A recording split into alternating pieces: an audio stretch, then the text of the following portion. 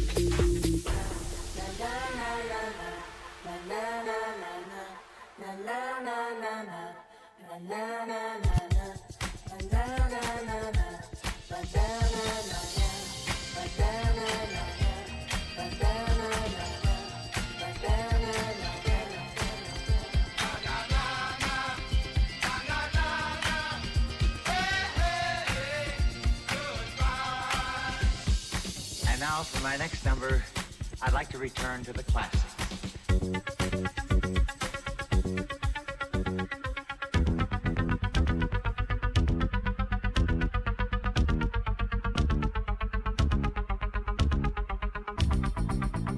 Bass. Bass.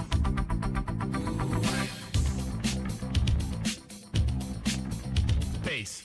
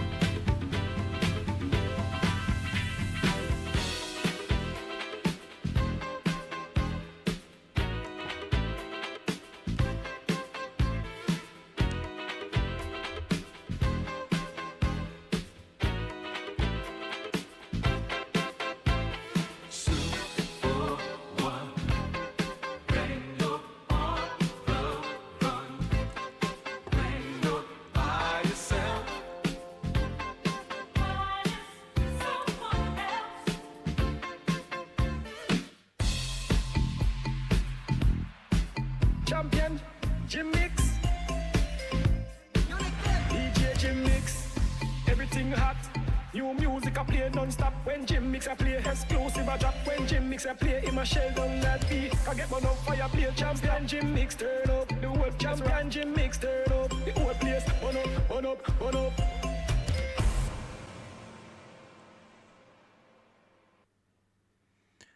What up, what up, what up, what up, what up, my party people? Anybody watching? Let me know in the chat. What up, chat? How we doing today? I can see some people's watching. Let me know. Let me know if you can hear me. Let me know if you could hear the music. Easy Buckets. Check in, my man. What up? How we doing today? How's your Wednesday going? Yeah, good to see you guys. Good to see you back, Chris. I have something wrong with my chat restream. It's showing me nobody's watching, but you guys are writing me, so that's obviously false that nobody is watching. What about Twitch? I can see 3 people on Twitch. Who's watching on Twitch? What's up, guys? How we doing? Fun to be back. Nice to hear that. What are you doing today in Sweden? Are you playing a gig or just having a free evening?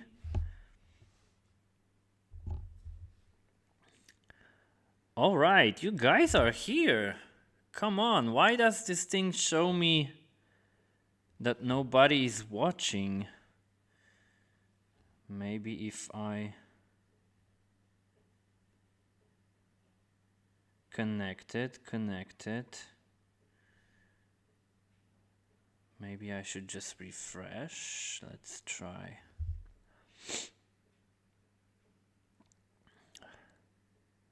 All right, now we're talking. 11 people watching. Nice. Where are you from? Where are you from, guys? Let me know. Let me know. Chat, how we doing? Where are you guys watching from? Who's on YouTube? Who's on Twitch? Let's see. Right, now we're talking. All right, YouTube's working. Nice. Okay. So without further ado, let's just hop into the main thing. So we just rewatched Gym Mix, let's say our winner from the previous round, from part 1. So what we are doing here, we are rewatching the open category of the DMC World DJ Championships, the online finals. We have 19 people in the online finals playing 12-minute sets, and a happy winner went to Paris in October to represent in the live world finals.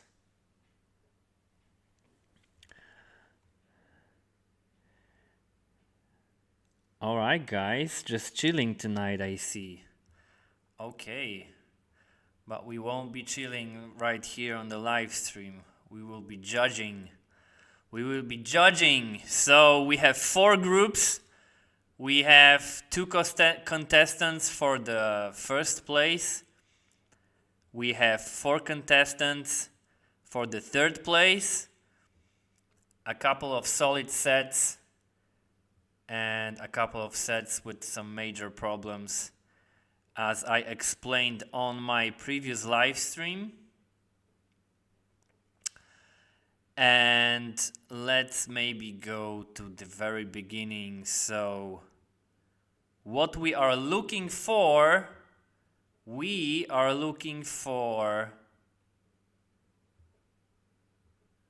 will be looking at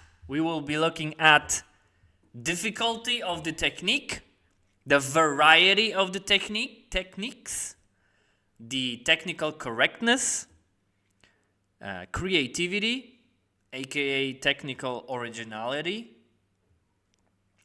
We will be looking at musical correctness, variety in genres, variety in tempos, variety in eras, originality in music selection, overall composition, flow of the set, vibe of the set, and showmanship. And on top of that all, we will be trying to imagine ourselves that we are in the club full of people. So we will be paying attention to how DJs establish the connection with us watching. And we will be trying to imagine how the audience would respond to their sets. I also made some super short version of that score sheet. And if you didn't watch part 1, please be mindful that this is not the official judging score sheet of the DMC.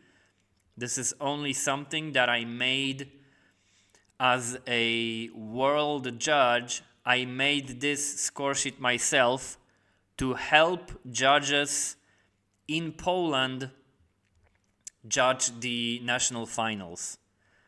So that was only my version of helping them judge the brand new category, which is the open. And super short version of that score sheet is that we are looking for variety in genres, tempos, eras, and techniques. I didn't emphasize that in part 1, maybe. We will be trying to assess if DJs put some variety in the ideas that they put into their sets and not just repeating the same idea over and over with just like different music, different tracks. And we will be also looking for the constant connections between each and every track.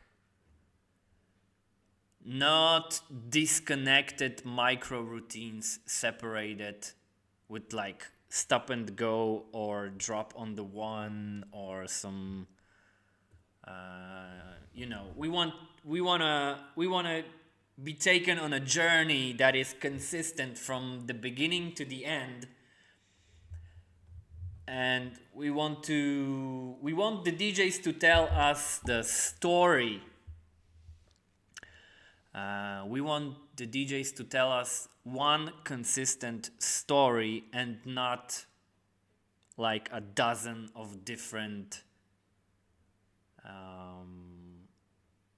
short stories that are not connected with each other.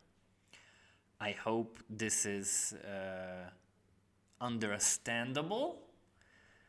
Are you guys with me? Can you hear me clearly? Is everything going on fine? Let me know. Let me know. We have a couple of people on Twitch, a bit more people on YouTube. So, who should we start with today? Who should we start with? And after watching, we will be, of course, yes, I forgot to tell that. After watching each and every set, we will be trying to put each DJ into this ranking by comparison. First to our top one, who is G-Mix right now. And if they will be better, then we're gonna put G-Mix here. But as of now, G-Mix is here. So we'll be comparing to G-Mix and then to the others. And that's how we will find our champion. And at the very end of that, we will be comparing my thoughts from now to my notes from when I was judging the actual competition. And we will be comparing if my thought process changed after those few months. So, yep. Are we doing fine? Guys, let me know. Should we start? Okay, I think we're fine. So, we were watching G-Mix, we were watching ACC, and we were watching Easy Buckets. Where are you, bro? Where are you? Here. Okay. So, who should we do next? I think a couple of people wrote me on IG, and we had a comment on YouTube from DJ Lab Tested from Ukraine. So maybe let's go with this one to begin. Lab Tested was curious about what I'm going to say about his set. So yeah, let's go. DJ Lab Tested from Ukraine. Gonna get this party started.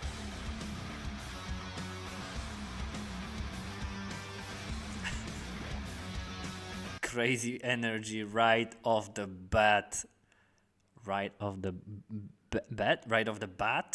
bat. Crazy energy. All right, we already like it. Everybody get up.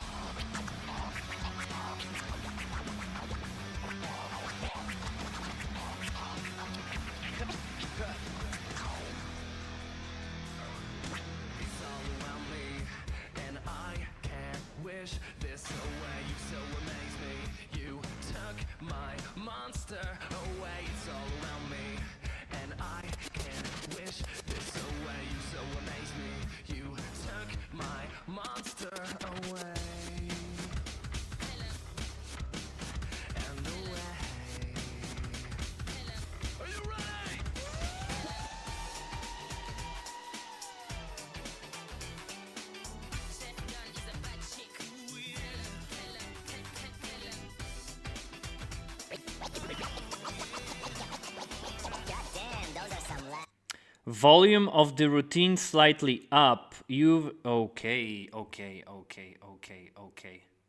Oh. Does the OBS have some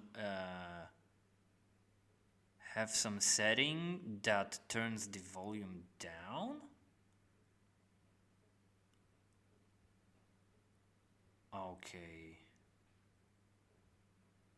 Let's turn that. I don't want to turn it up too much. Mic check, mic check. Is that fine? Okay, so let's try that again. Gonna get this party started.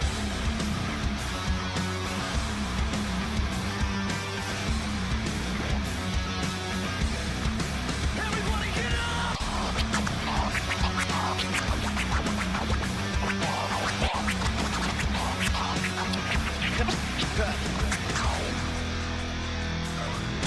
It's all around me, and I can't wish this away. You so amaze me. You took my monster away. It's all around me, and I can't wish this away. You so amaze me. You took my monster away. Yeah, guys, if you want to throw your mixer up at the very beginning, then you're gonna be careful. You want to be careful to not change some options in front of it. I could see him like twitching some knobs in front of the mixer, cause some settings. Now look at his pose. Like it's looking like something went wrong, but nothing major. And away. Are you ready?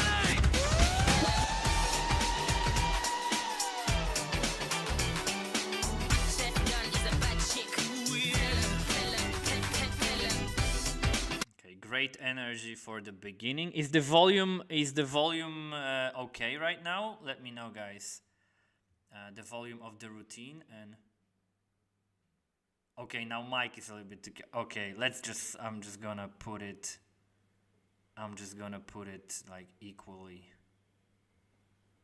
at -2.5. Okay. So, great energy for the beginning, and a simple transition to some very different genre right now. Let's see what's gonna happen next. Goddamn, those are some lab-tested grooves.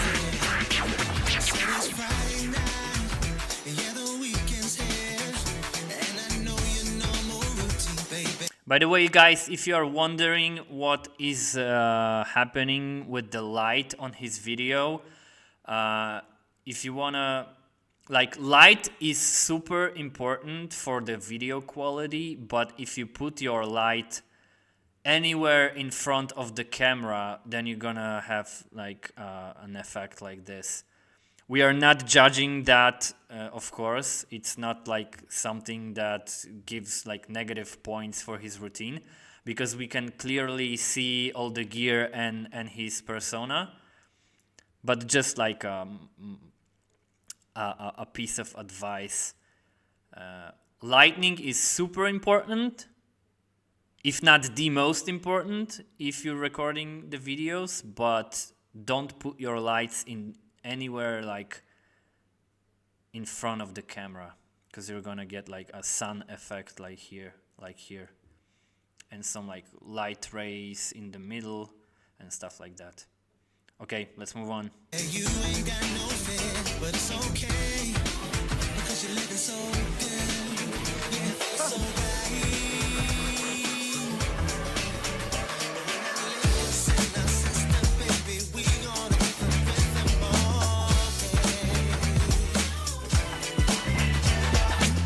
Почекай, а що то почало качати? Помовч, не хотів пропустити початок. Лови мелодію так, як я ловлю, так, як я люблю, так, як Тепер давай танцюй. I'm wondering if I missed something about this transition, so I'm gonna rewind that. Because you're living so good. Yeah, so right.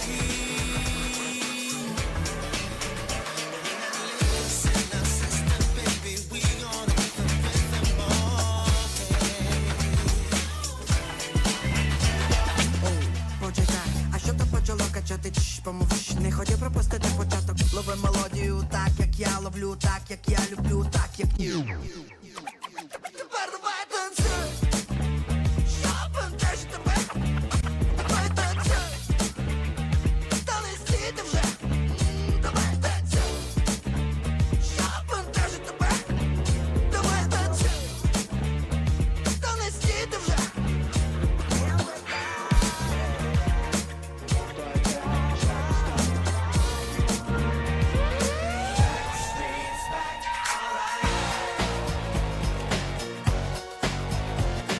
Okay, so simple transitions so far, and if my internal metronome is, I mean not metronome, my internal beat counter is working correctly, it was a little bit out of phrase, but it's nothing like major. So if I'm not like super sure, that means it's nothing major.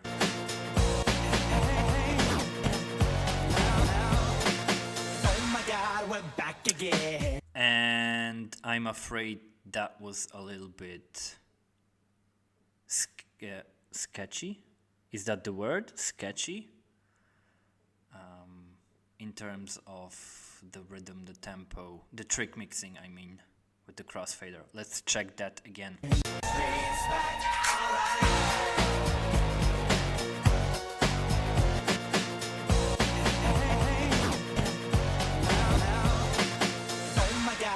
Back again.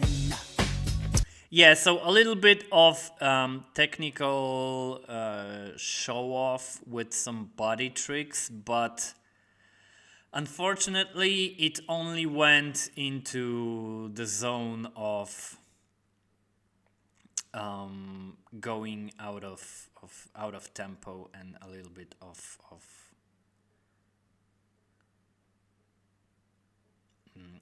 I'm still trying to find the correct words in English to describe some of my thoughts. So sorry guys if I sometimes like freeze. But yeah, so right here, it's not that much into the routine, so I would probably just start over with the recording. And get that right. So it's better to not do these kind of tricks than to do them incorrectly. So either record again without doing those tricks, or record as many times as you get them perfectly on time. That would be my advice here. Brothers, sisters, everybody say, gonna bring the flame, I'll show you how. Got a question for you, better answer now. Yeah. Am I original? Yeah. Am I the only one? Yeah. Am I sexual? Yeah. Am I everything you need? You better rock your body now.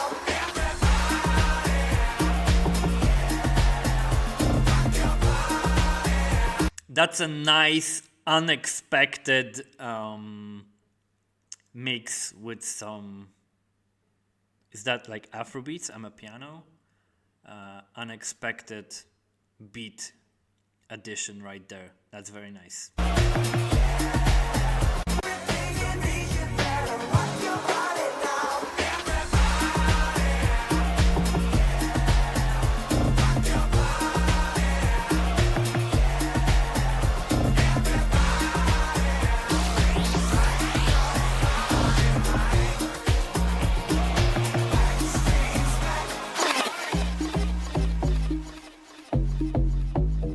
We like the element of surprise, and that beat addition, that beat switch was very, very surprising, unexpected, and very nice. Yes, sir.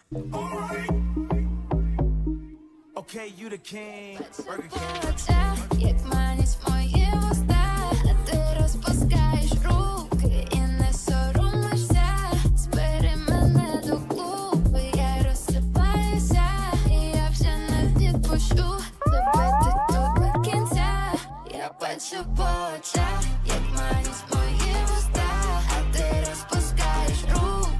little Ukrainian accent right there, so we always like local when DJs from different countries play their local music.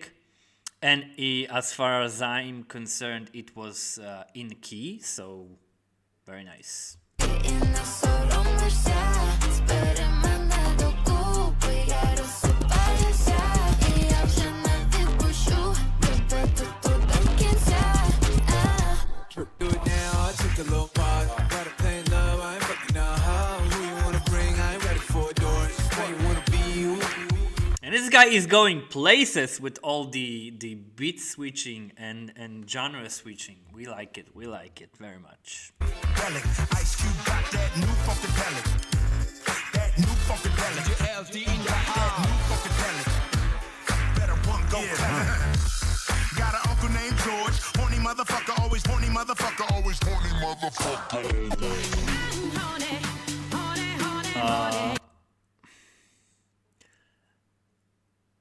I get the wordplay. I get the horny wordplay, but it's like a stop and go kind of thing. Let's hear that again. Got an uncle named George. Horny motherfucker, always horny motherfucker, always horny motherfucker.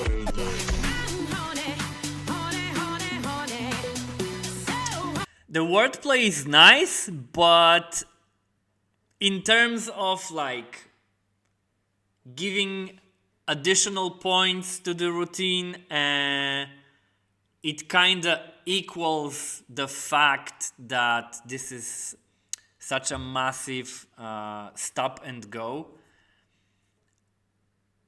So for this transition, I would like give like plus 10 points for the wordplay and minus 10 points for the like stop and go.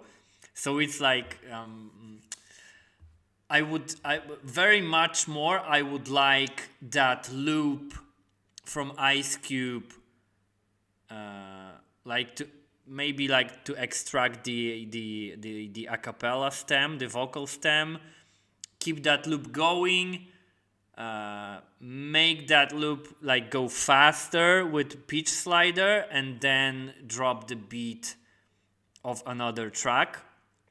Let that Ice Cube beat play on another beat for like a couple of bars, and then drop the vocals from the second track. That would be much better in my opinion. Because as much as I like the wordplay, I dislike such a massive like stop and go to change the tempo. So it would be better to just extend that transition and without like stopping and playing another track.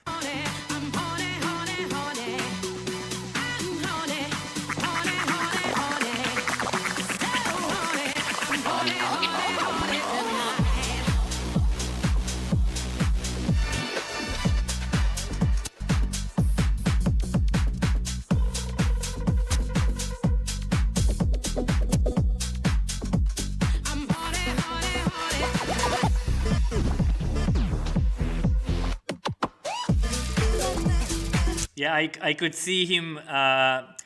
He wanted to do some scratch routine, but it kind of got sketchy, so he canceled. And that's good. You gotta be aware you have to be aware if you are able to pull something off, and if you just like if you can feel your like hand shaking or whatever, it's better to just like cancel that part and keep the flow going without risking doing any like more mistakes. Yeah. So he basically covered the fact that he was going to do some sketchy scratches, but he canceled, so he didn't do the sketchy scratches, so it's fine. I can't really tell what happened there, but I had some stuff like that going on in my competition routines as well. Like I was trying to do some pattern on the vinyl with my left hand, and like I lost control over it. So I know that feeling. I know that feeling. Like you want your hand to do something and you just can't like gain control over it.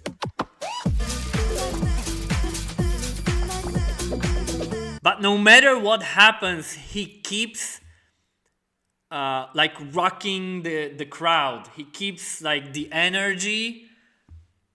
The energy is still there. The energy from the beginning. So that's nice.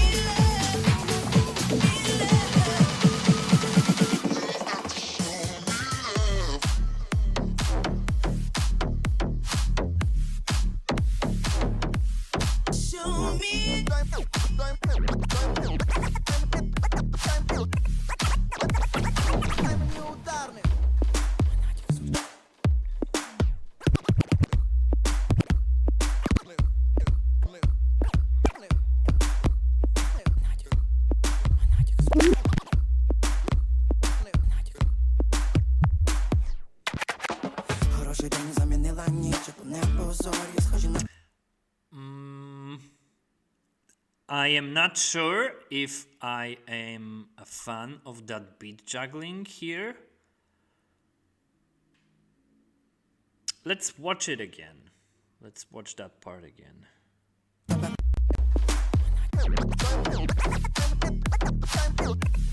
Let's try to imagine that we are in the club full of people in the middle of the dance floor, and he starts to do that beat juggling routine. Let's try to imagine ourselves in the club watching that.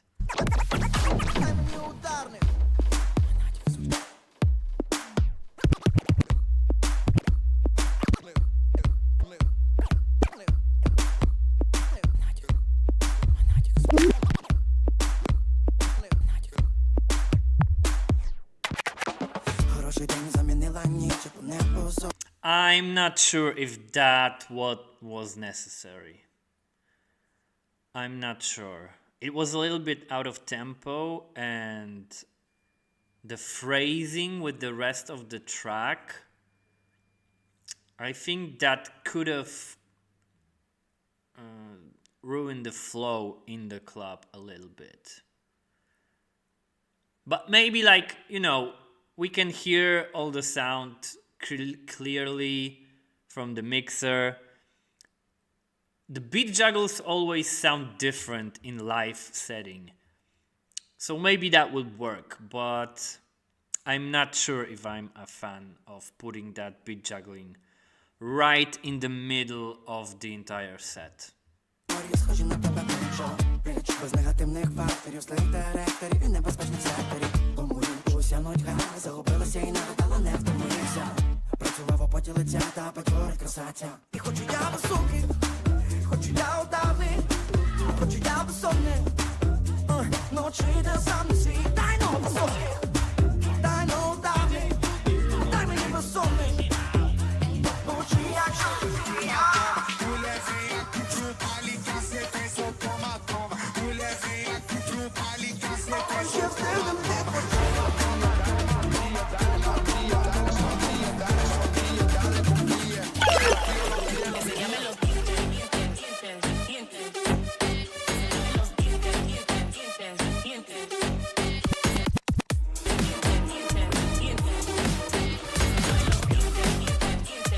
Yeah, he knows a little bit of beat matching problems here.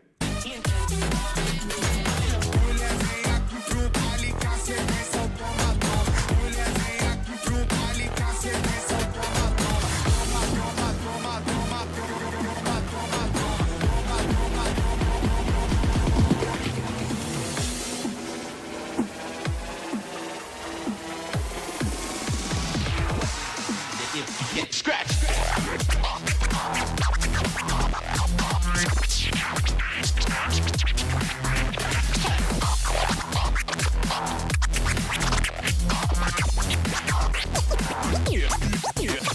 crazy.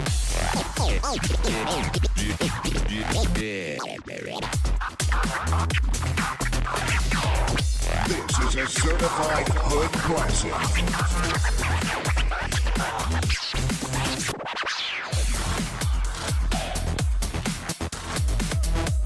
Okay, a little bit of scratching showcase. Maybe a little too long, but I don't mind.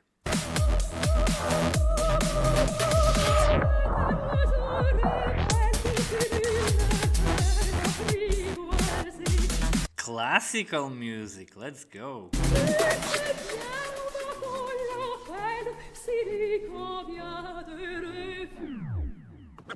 Not too old school for you?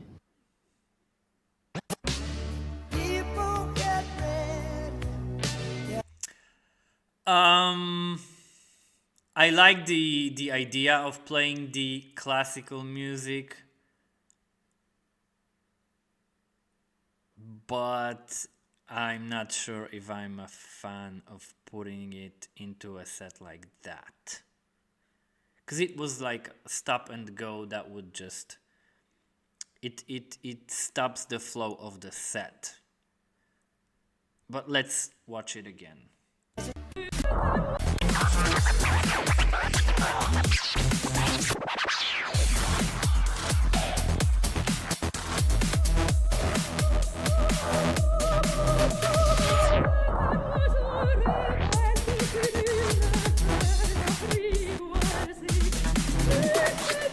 And the vocal was out of tempo with that instrumental left on the right deck.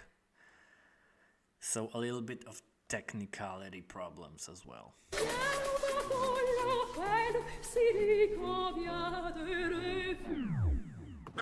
Not too old school for you? No, not too old school. Not too old school for me. I like that kind of old school. People get ready. There's a train coming. Dit is de space. What happened there? People get ready. There's a train coming. Oh, it was on the right deck, a little some kind of not wanted piece of track. Dit is de spacetrein naar Amsterdam Centraal.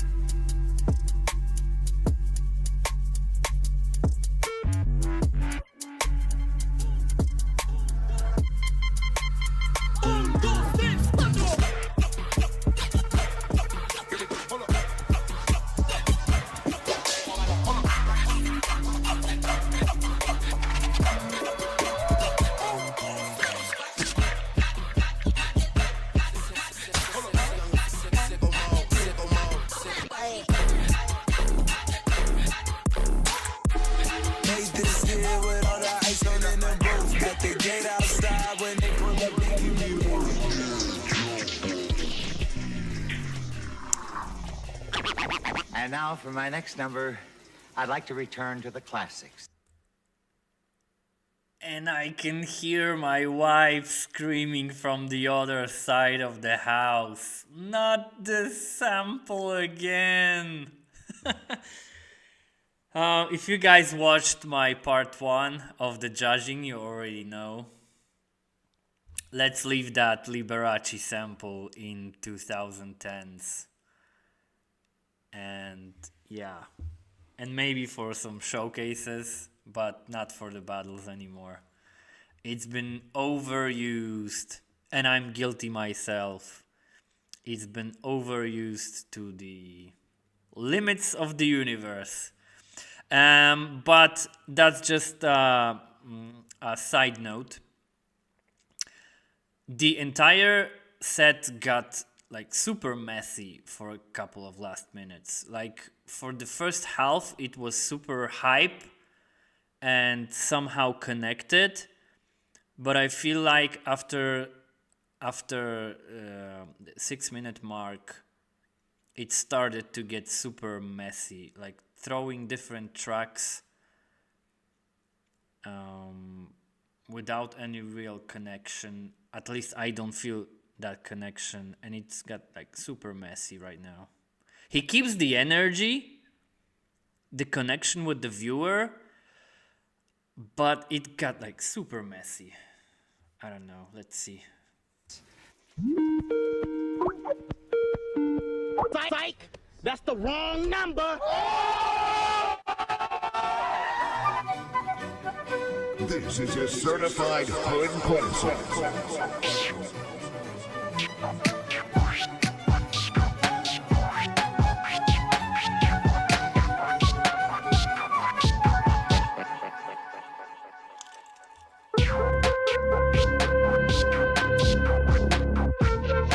Okay, finger drumming routine, let's go.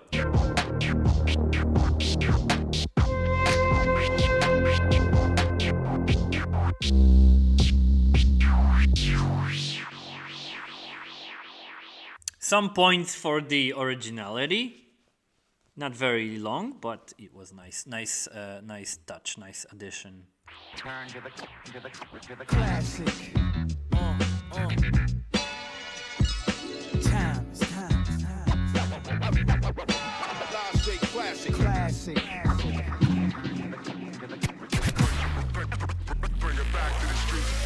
To these fucking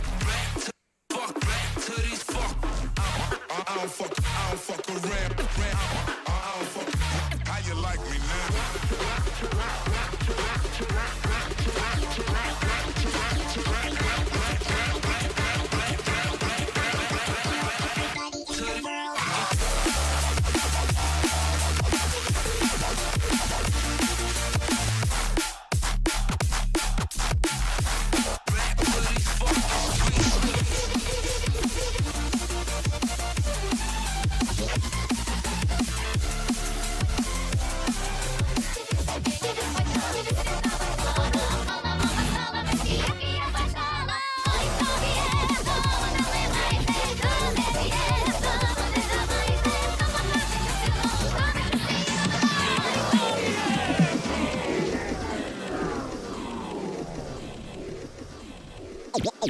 Yo, what's good, music lovers? It's DJ Eltin here. I just wanted to remind you that despite we live in this crazy world filled with cruelty and injustice, remember, music is what always united everybody, no matter where they're from. And DMC is only one such example of people being united by music. Everything's finite, and only music is timeless.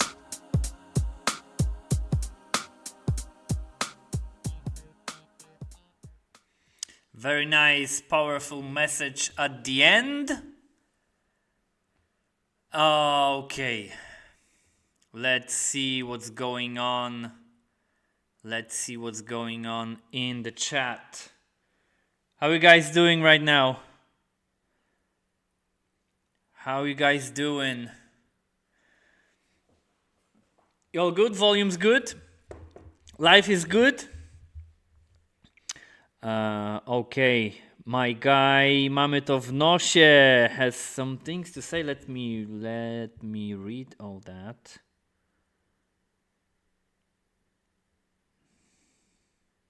What do you guys think about Lab Tested from Ukraine? I like his crazy energy from the very beginning. Oh, I think like the lightning problem was actually the sun itself. So he probably had like a window right to the side of the camera. So when the sun went out, the video got better. Yeah.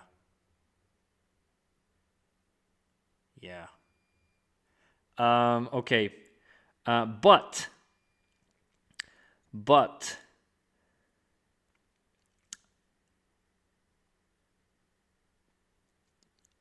You'd like me to make some tutorial videos with my decks and stuff that I do.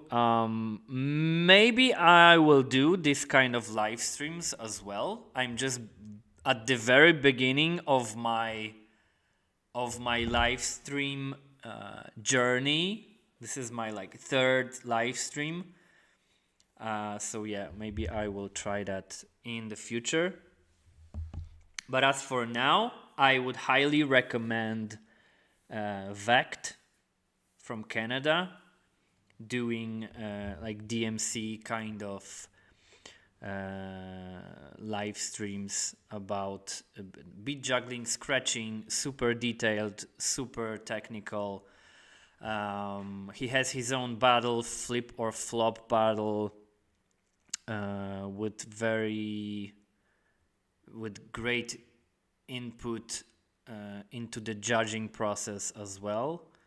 So for now, with like tutorials, gear videos, I'm not doing those yet, but maybe I will for sure. If you want to judge something, check the DNB set, 4 decks, 60 tracks. Yeah, I get the idea, but what we are doing here, we are specifically judging, rewatching the DMC competition that I was judging back in August, September, and live World Finals in Paris in October. So I wanted to give everyone an insight of my judging process of that specific competition. So this is what we are doing right now, and this is what we will be doing for, I think, like a couple of more live streams. Yeah. Okay. Fake user 87, very messy, to be honest. Not my type of routine, but great job. Okay, so my thoughts about this gentleman, DJ Lab Tested from Ukraine. Great energy, massively, like great energy, great contact with the public. I'm sure he would establish a great connection with the crowd. Let's look at the score sheet that I made. So when it comes to technical difficulty, I wouldn't say it was like super technical. When it comes to the difficulty, variety of techniques, we could see some like scratches, wordplays, beat juggling. There was a little bit of technical variety, but I would say that I was missing some kind of like deeper connections with the crowd. Technical correctness, unfortunately, there was some major problems with technical correctness. Creativity, I don't think we saw anything like never been done and stuff like that. So I also don't think like the originality of the technique was there. Musical correctness was there definitely, like when he was mixing a cappellas with different instrumentals and stuff, it was all in tune. So although there were some problems with like some beat matching and phrasing, it was musically correct in terms of like staying in tune, matching keys and stuff like that. Variety in genres, crazy variety in genres. So that's a massive plus. Variety in tempos was there. Variety in eras was there. Originality in musical selection was there for sure, with like local Ukrainian stuff and other tracks. Like he went all over the world, so that was very nice. Unfortunately, like overall composition, it started to get super messy in the second half. So flow of the set was broken like several times. And the vibe, I'm not sure if like the vibe, how do we judge that? Like maybe I should just like erase that from the score sheet. I'm not sure what I meant when I put that into the score sheet. Like the vibe he created the vibe with his energy, like his personal energy. Showmanship was there, contact with the public was there, so I'm sure the audience response would also be great. So, but unfortunately, I used the keywords when I was commenting on the technique. There were some major problems with this set when it comes to technique, the technical correctness, and the flow of the set.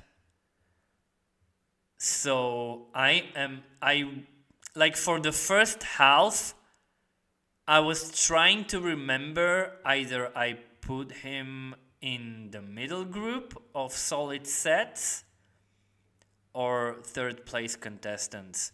But after the second half went down, unfortunately, because of the second half that went completely like all over the place and messy, I'm afraid we have to put lab tested in here.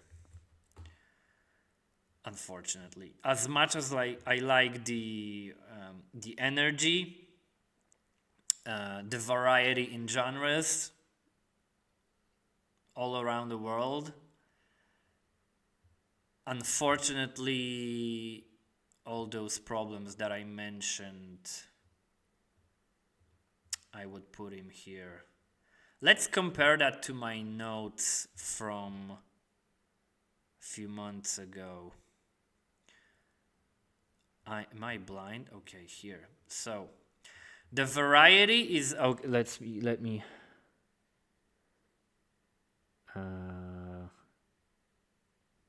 Yeah, fake user. Yeah, he's really good. Of course, yes, sir. He is. But as we mentioned, some issues were visible. So let's see my notes from September. The variety is definitely there in selection, in techniques, in tempos. The showmanship is great. Might seem over the top at times, but I couldn't find any other videos of him. I think I was trying to assess if he acts like this every time. Yeah, I assume he's playing like that every time. Could see that the longer the set went, he got tired a bit. Yeah, that was a little bit visible. Anyway, showmanship aside, the technicality, although it was there, it was not very clean. Juggles were off, and too many times beat matching went off as well. So if he eases up a little bit with the emotions, then the technicality is probably possible for him to get cleaner. So that's the main advice I think I would give to lab test it. Like, but let's read that to the end. It's not bad to focus when some tricks are harder to pull off. Gotta find the balance, yeah. This might have been a great set, but I don't really understand what started happening after 7-minute mark. It was too messy with stop, play, stop every few seconds. And even after rewatch, I can't understand what was the idea behind last 4 minutes. So yeah, it's basically the same it's basically the same to what I said right now. And I was not reading those notes before doing that rewatch. So it's basically the same to what I'm saying right now. Like after 6-7 minute mark, it got like way too messy. And yeah, if lab tested like gives a little bit more energy into, puts a little bit more energy into focusing on getting things clear technically, instead of focusing on like the energy and the emotions. Like imagine you're putting together a character in a video game and you have to like give points to different stats. Like take a little bit points from your energy stat and give a little bit more points to your state of focus while doing some technical harder stuff, and then you're gonna find a balance. So yeah, unfortunately, I think we have to keep lab tested in that last group with some major problems. Not saying it's not impossible for him to improve for next year. I know he has the spirit to do so, judging by his comment he left on my previous live stream. So yeah, fingers crossed, and we hope to see him come back next time. Yes, sir. So, who should we do next? I think I got some messages on my IG about who should I do next.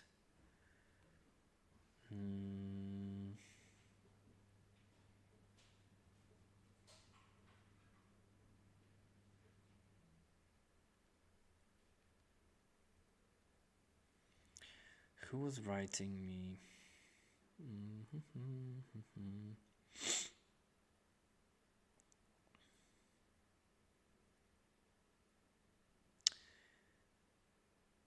Peter. All good. Yes, DJ All Good from Canada. If I remember correctly. Yes, DJ All Good from Canada. Let's go, Peter. We're gonna watch you right now. I don't know if you're watching. If you're watching, let me know. Let me know if you're here with us. If you are here with us, let me know.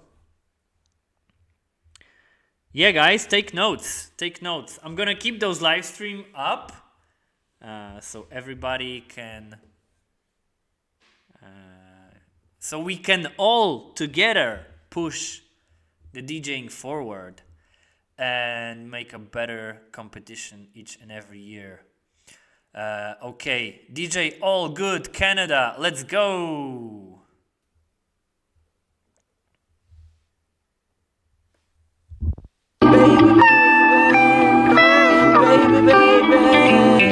It's all good. Welcome back. Oh, I think that one is loud. It's all good. It's all good, baby. Okay, I think that's gonna be okay. Let's rerun.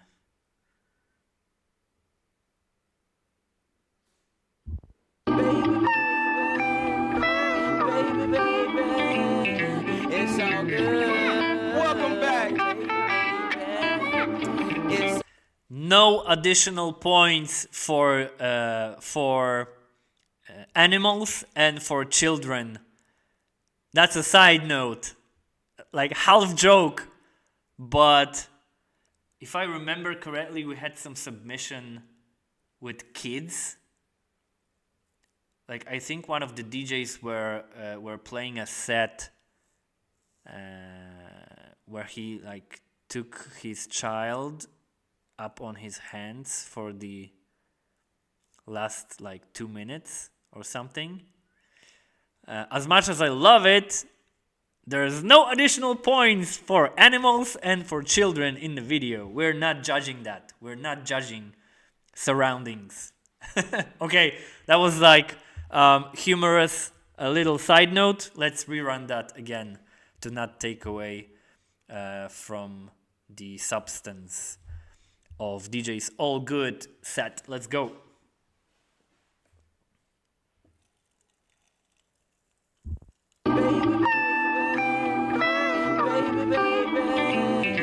It's all good. Welcome back. It's all good, baby. It's all good, baby. But what we do give additional points for is sending a subliminal message with playing a track that includes your DJ name. And that's what we are hearing right here. So yeah, it's all good. It's all good. It's all good.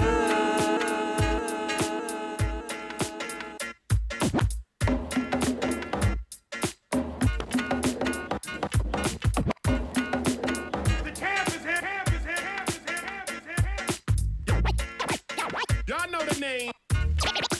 It's all good. Y'all know the name. It's all good. Yep. Y'all know the name. It's all good. It's all good as long as it's understood. It's all together now in the hood. It ain't all good, and that's true. Things ain't going like you think they should. It's all on you. It ain't all good, no good, no good, no good, no good, no good, good, good, good.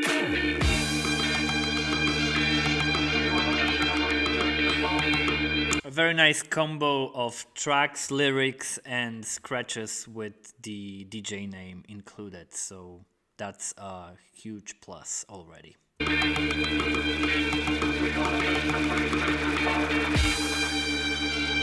blowing up like you thought I would. Call the crib, same number, same hood. It's all good.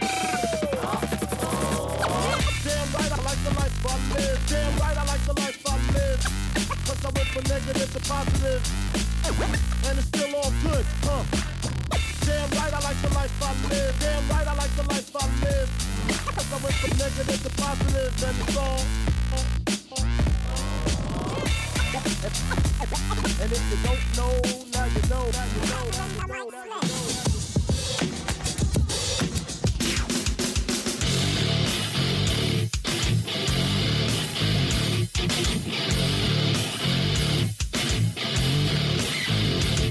I make a bounce in this heavy metal shit. I make a bounce in this heavy metal shit.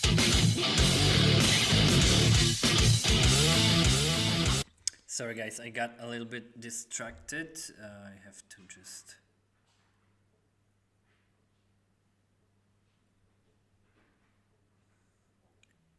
I have to answer a message from a friend.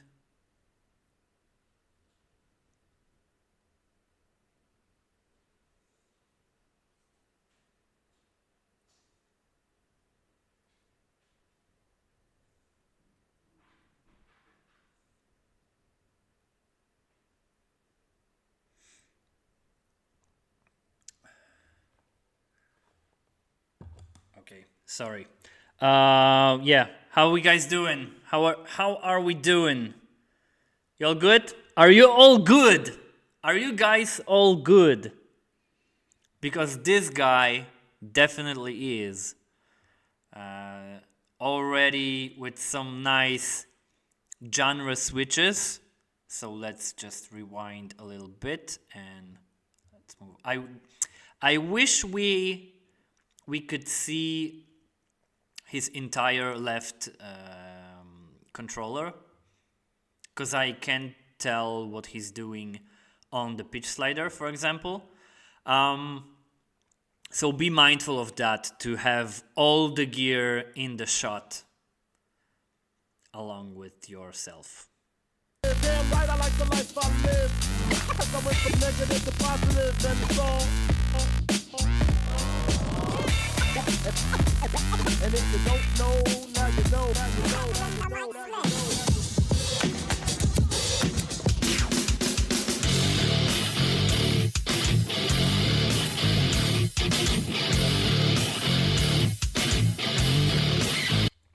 And although he has a camera in such a hard place, it's always hard when you have limited space to record and you have to have a camera over yourself. Although he has such a setting, he remembers to look at the camera from time to time and to give that energy to the viewer.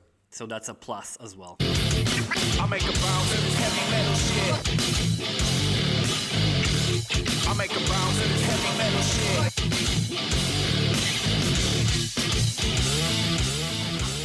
I make a bounce to this heavy metal shit. Pump your fist to this heavy metal shit. Keep it choking to this heavy metal shit. Break it down to this heavy metal shit. Like that.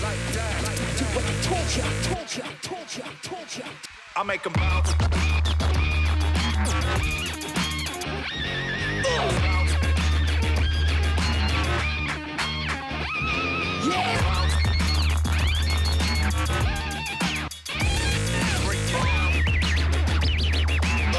To this heavy metal shit.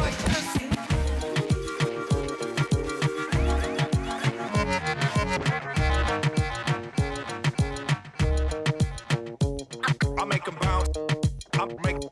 I make them bounce. I make them bounce to this heavy. I know this little girl, her name is Maxine.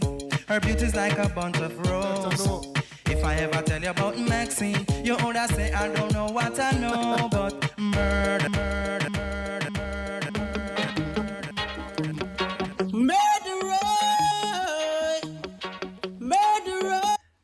Kind of the same thing that Lab Tested did just a few minutes ago.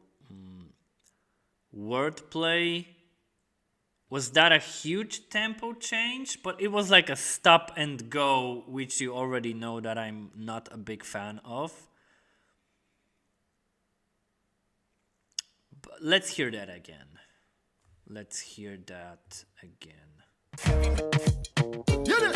I know this little girl, her name is Maxine. Her beauty's like a bunch of roses. If I ever tell you about Maxine, you would say I don't know what I know, but murder.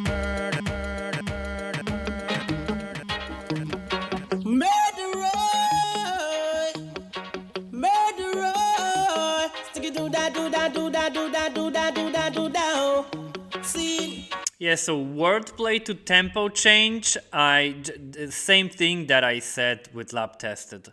I'd much rather hear this being done on an extended period of time. Do some maybe like scratches on the left side, along with sliding the pitch slider into that other tempo. And then keep like scratching or looping over the second beat for a little while, instead of just like doing a wordplay, stop and go. Very same thing to what Lab Tested did. Tell them already, we have to tell them again.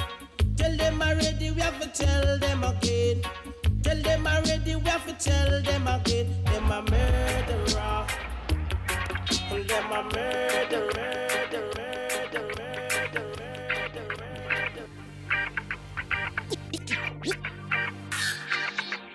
DJ Stress down with us. I gotta rewind that because I. Do da do da do da do da. Oh.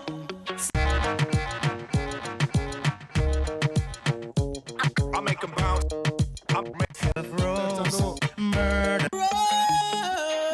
Because I lost the track of which track plays from what side.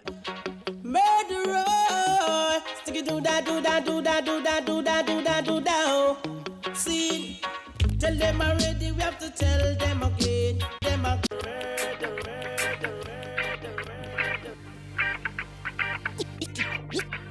Okay, so just like a simple echo out into other track, okay? DJ Stretch, down with us. 69 beats, he's down with us. Yeah, boy! Shout out to the judges. Okay. I think that's what he wrote me about on IG. I remember that. That part I remember from September. Okay, sorry. Let me know if I'm not talking too much. Am I interrupting the sets too much? I think that was the entire point of me like commenting each and every step along the way.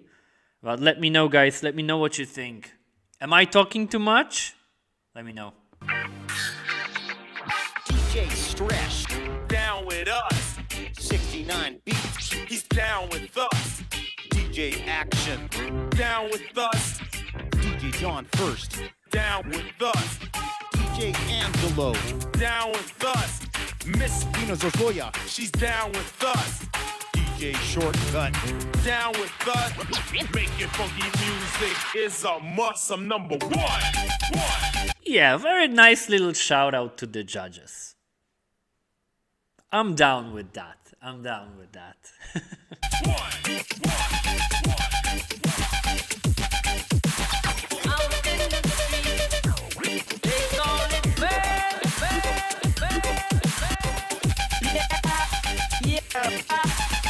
And we are still, if I'm getting the idea right, we are still in kind of a murder theme. Am I right? I think I'm right. Like a couple of tracks around the like murderer theme. All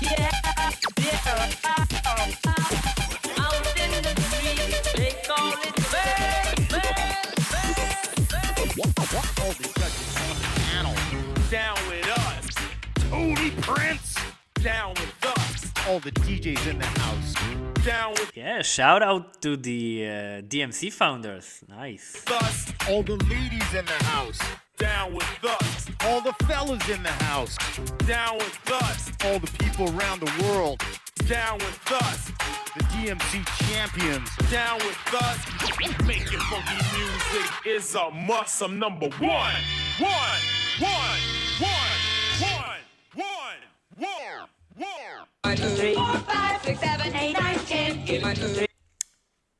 Stop and go. Stop and go. Don't do it. 4, 5, 6, 7, 8, 9, 10. 1, 2, 3, 4, 5, 6, 7, 8, 9, 10, 11, 12. Cause I'm number one.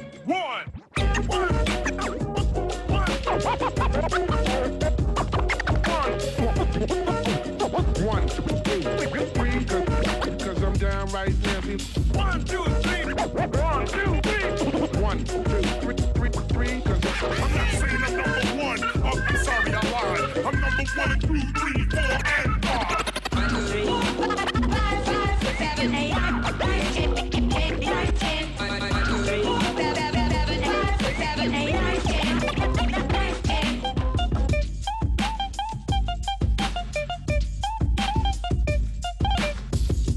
Fellas, I'm ready to get up and do my thing.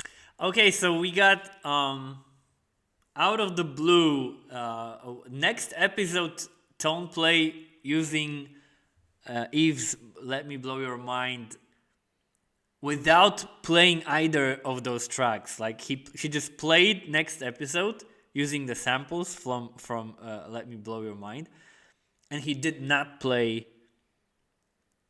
any of those.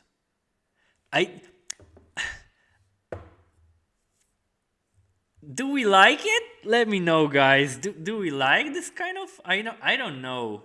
It's like was like disconnected from everything going around. Let's rewatch that. 5, 6, 7, 8, 9, 10, 10, 9, 10. 1, 2, 3, 4, 7,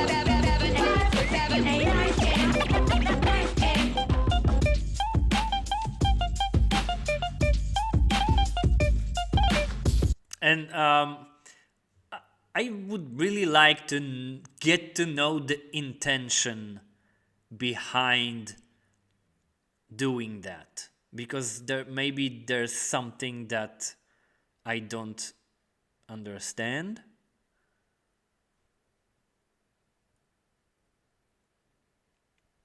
It definitely felt disconnected. He should have followed with it.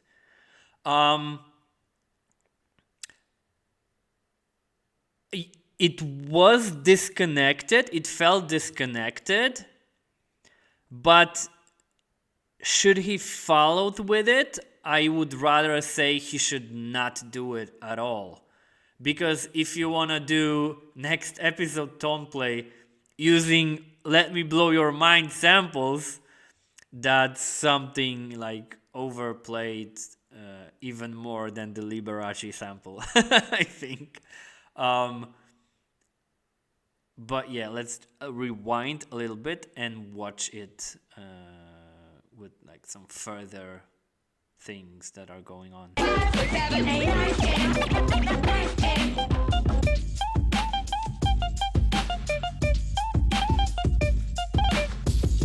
Fellas, I'm ready to get up and do my thing. Oh, should I should can I somehow view the chat so it's because I'm reading the comments and I gotta find a way to like extract this piece of. I'm still learning, guys. I am still learning. I'm trying to figure out how this thing works. Should have the chat visible, right?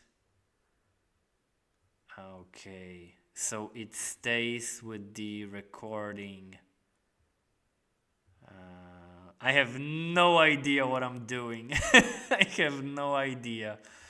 Bear with me, guys. I'm just learning. I'm just learning the live streaming grind. Okay, so Chris said it definitely felt disconnected.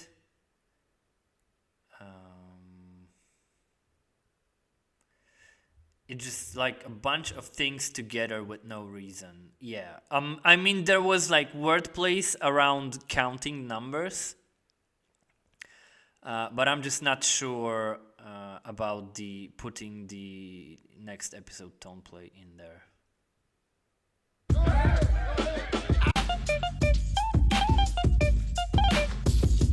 Fellas, I'm ready to get up and do my thing. I want to get into it, man, you know. Can I count it off? Count it off. Count it off. Another stop and go with the tempo switch. Then you scream if you want some more. Like 1, 2, 3, 4. 1, 2, 3, 4. 1, 2, 3, 4. Then you scream if you want some more. Like push it, watch me work it. I want to get into it, man. Do it, man. Do it, man. Can I count it off? 1, 2, 3, 4. I'm perfect. I'm perfect. I'm perfect. I'm perfect. Perfection.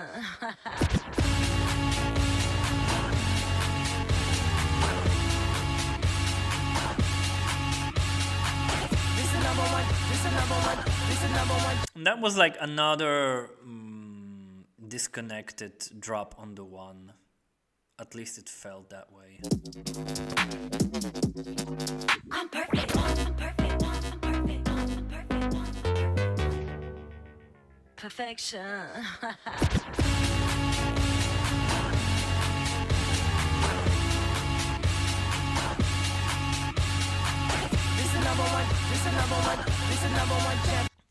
Yeah, I have the chat opened on my iPad to the side, but I wanted the chat to be visible on the recording, because the recording should stay on YouTube, and I felt it could be like a little bit weird for people to rewatch and see me answering some comments that they don't really see on the recording.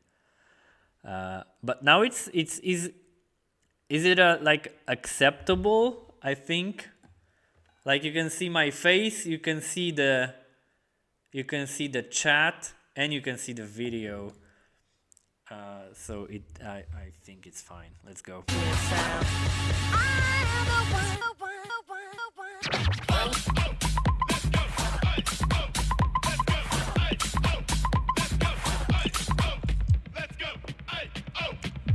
Oh, what happened there?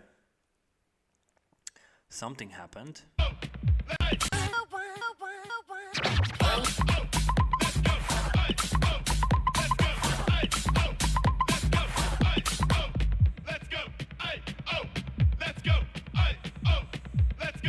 Some weird instrumental volume off to change it.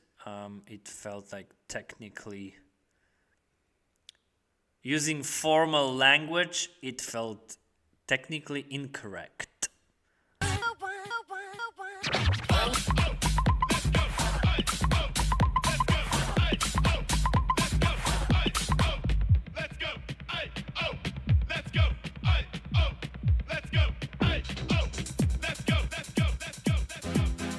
Pump up the jam, pump it up while you feel in the jam. Hit the crowd and jump in. Pump it up a little more.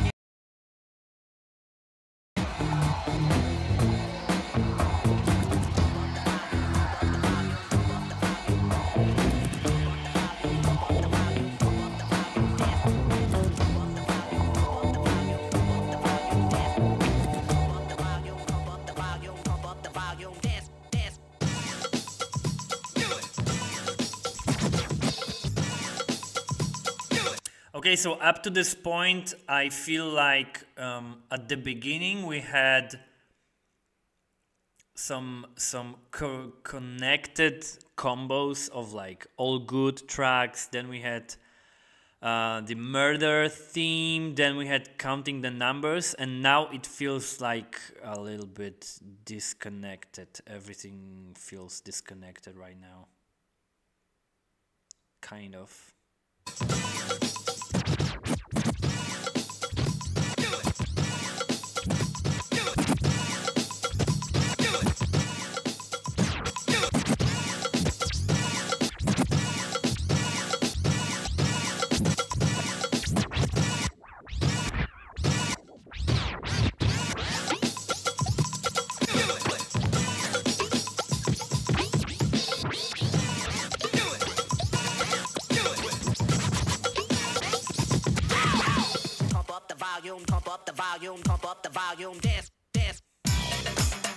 Okay, so the build-up to the chase juggle was a little bit off, but the chase juggle itself was okay with the look, the classic look at the camera, but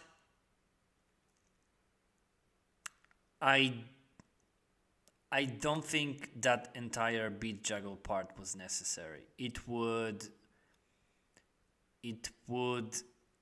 break the flow of the set, and yeah, the people in the club, let's keep imagining, let's keep in mind that we have to imagine how that would work in a club with full dance floor. And as I said in my part 1, it's better. No judge after the set would say, "Oh, he was not beat juggling enough." I think I'm still on the side that it would be better to don't do that beat juggle in this moment of the set.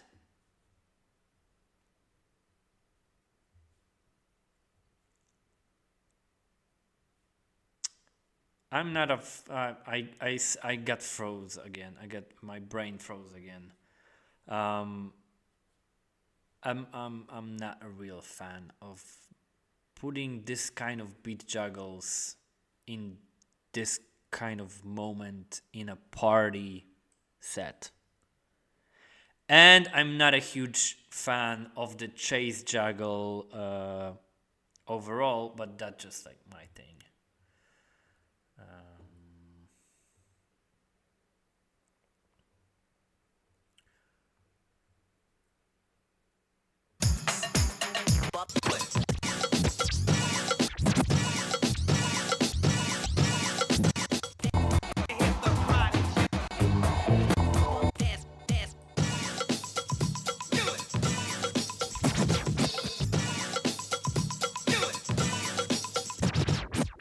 Okay, so we had like a no connection to the track before, and this goes like purely to do the beat juggle. So like another bit that is disconnected from what came before.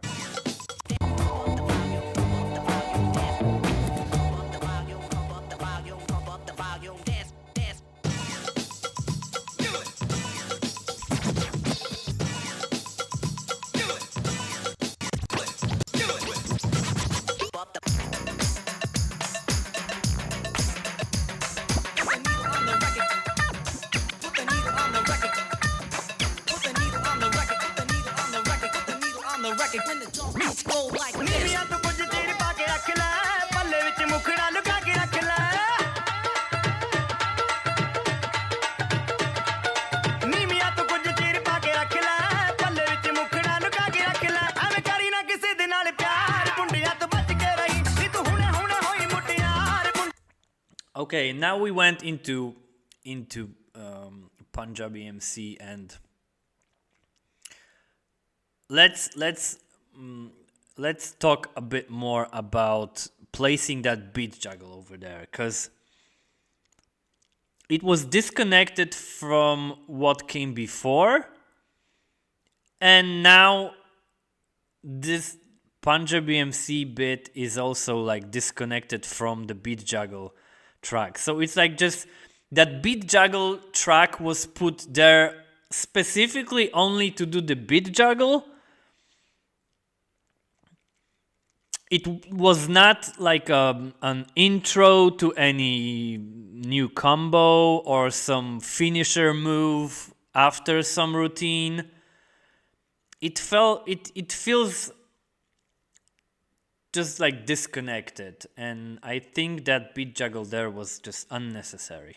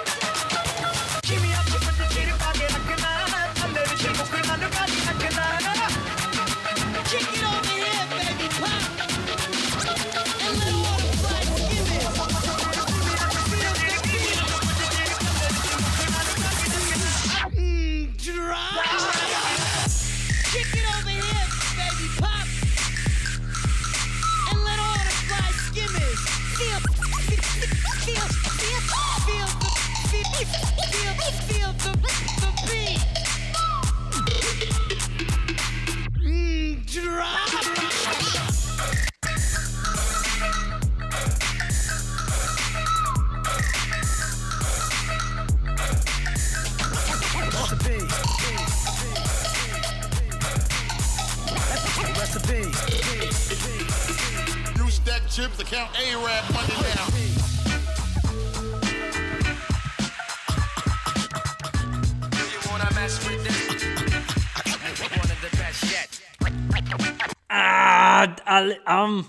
If he followed that idea a little bit more, like I never heard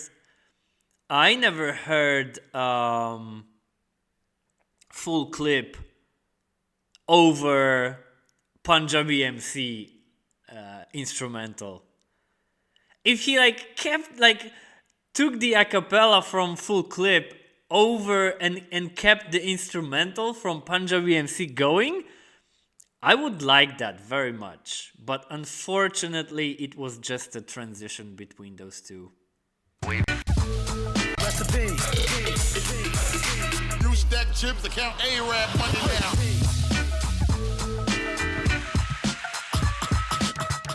Do you wanna mess with this? One of the best yet. We've got it. You can feel the realness. So guys, keep those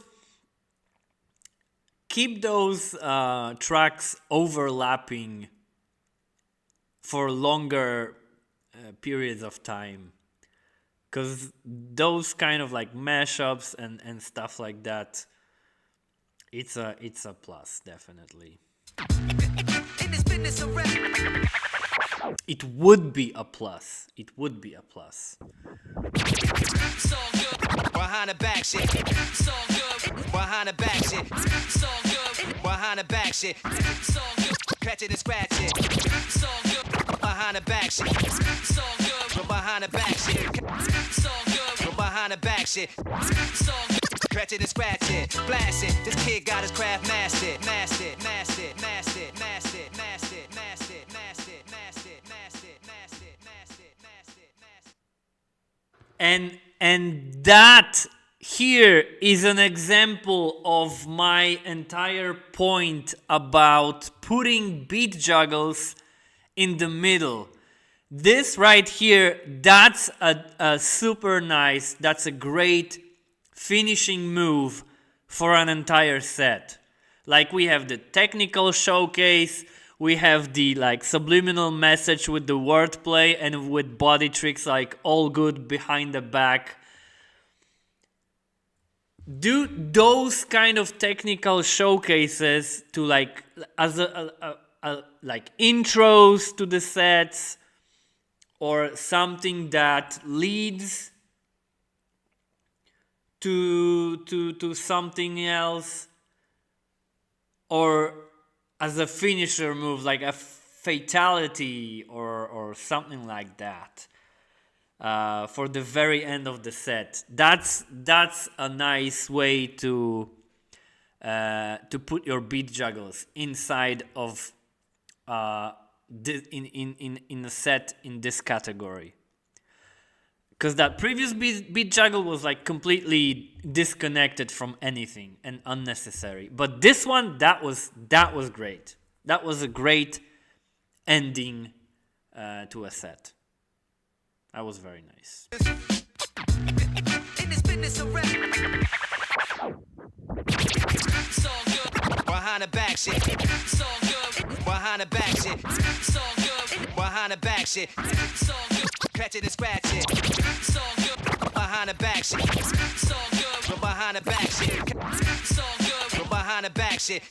So good. Catch it and scratch it. Blast it. This kid got his craft mastered. Mastered. Mastered. Mastered. And the fact that it went a little bit off tempo, a little bit sketchy at the end, it would not matter in live setting at all, because everyone would know that this is the ending of a set, and people would be like so hype, like, because this is the ending. A great technical show off at the very end, and people would just get hype and nobody would pay attention that something went like off tempo, off beat or whatever. So in the middle of the set, that might have break the flow of the set, but for the very ending, it was great ending to a set.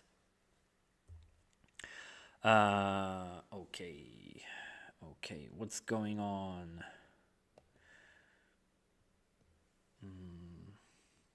How are we feeling, chat? What do you think about All Good? DJ All Good from Canada. So what I think is that variety Where is that file that I showed you at the... We're not gonna be going every time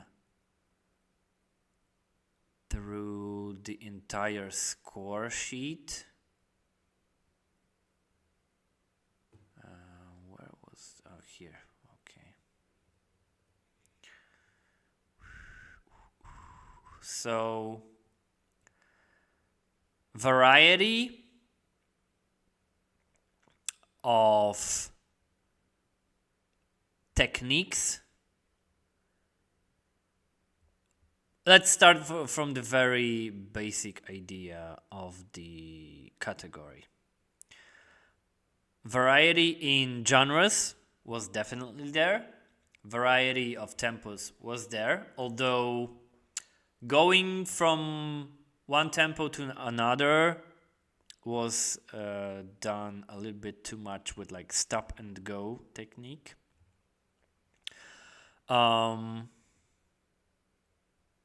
Variety in eras was definitely there. Technically, did we have like a huge variety in techniques? We had the word plays, we had a little bit of tone play sneaked in there.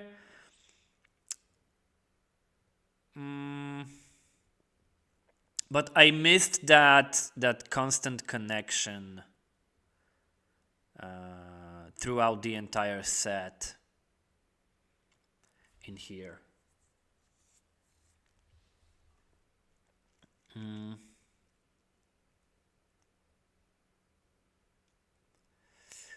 Yeah, Chris said it was disconnected. It felt disconnected about the tone play bit. And there were like more bits that felt disconnected from what came. I don't really want to like judge each and every DJ on a premise that everything should be connected from the very start to the very ending.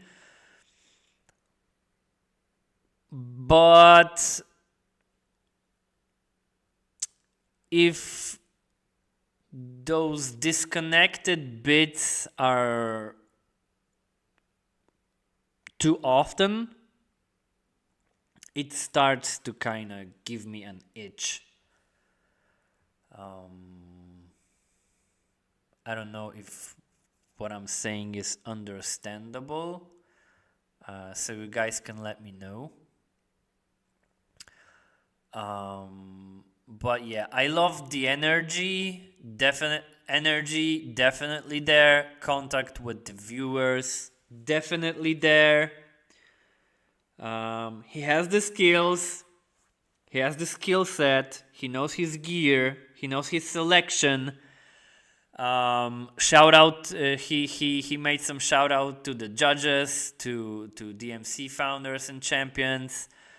That's a nice little touch in there.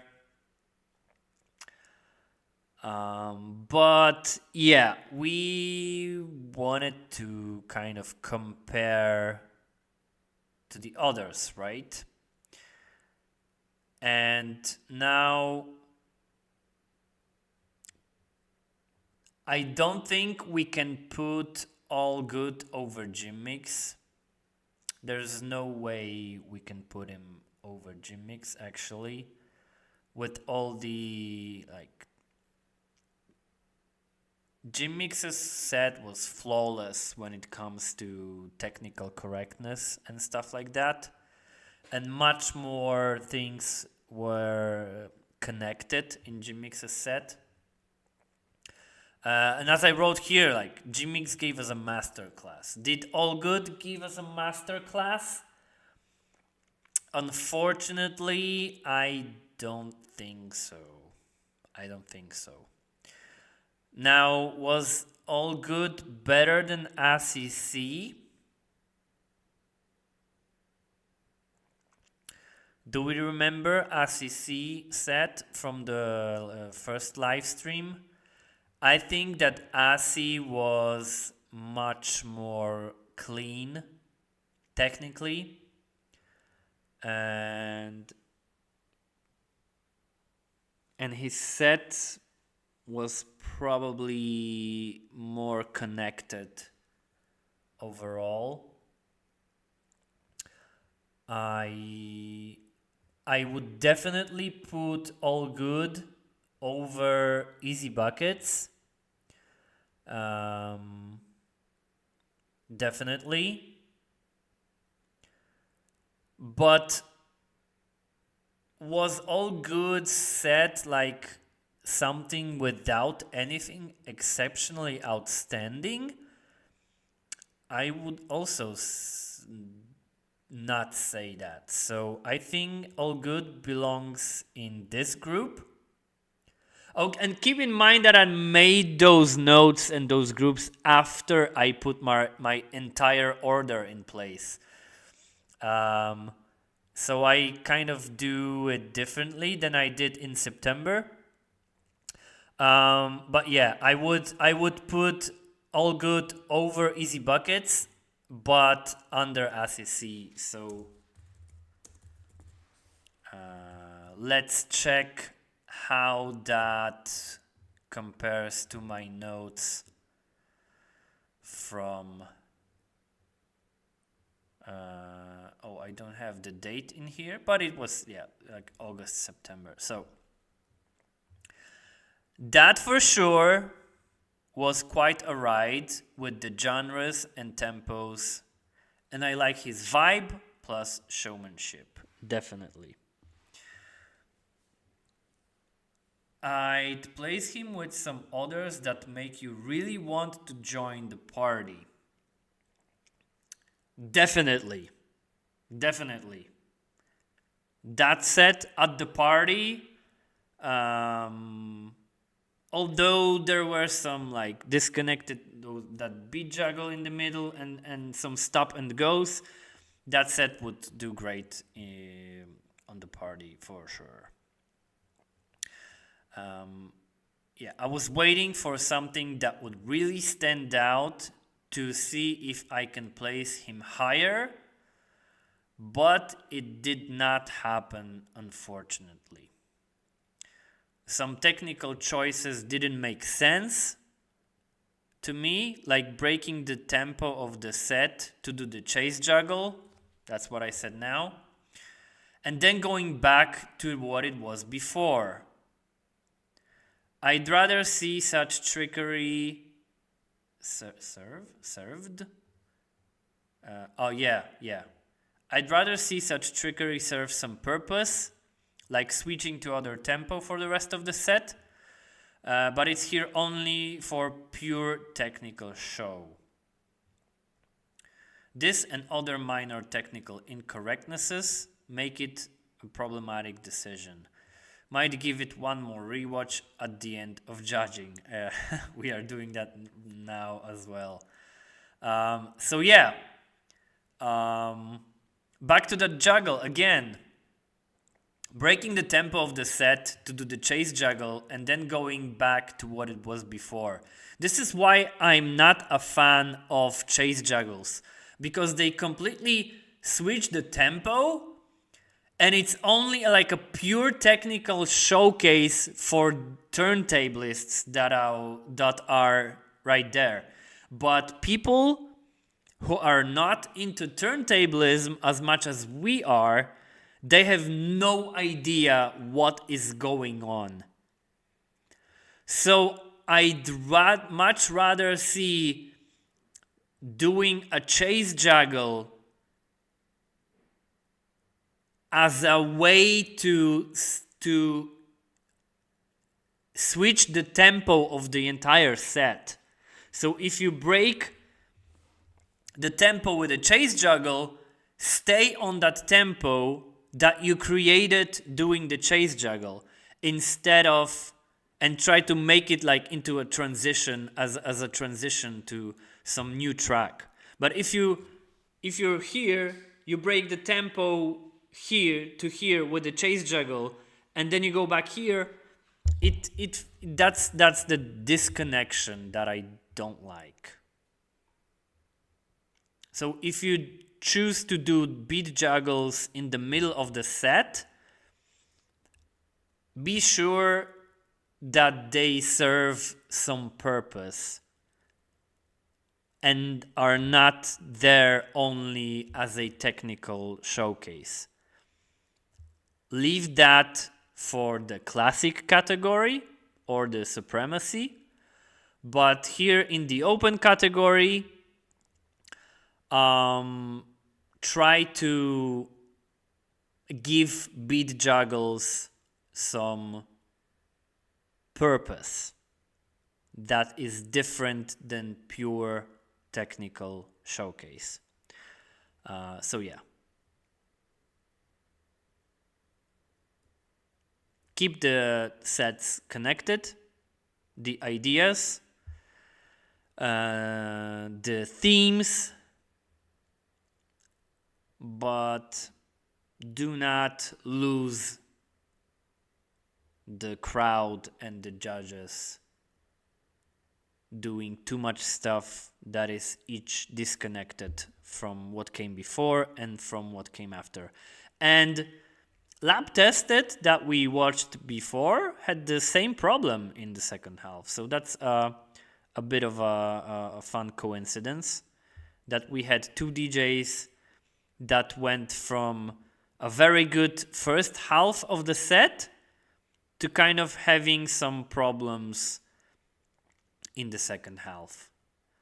But overall, the mistakes that All Good did were not as major as with Lab Tested.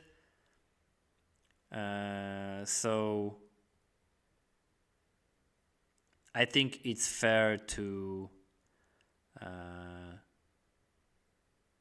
the order that we have right now. I think it's fair. Let me know what you think, chat.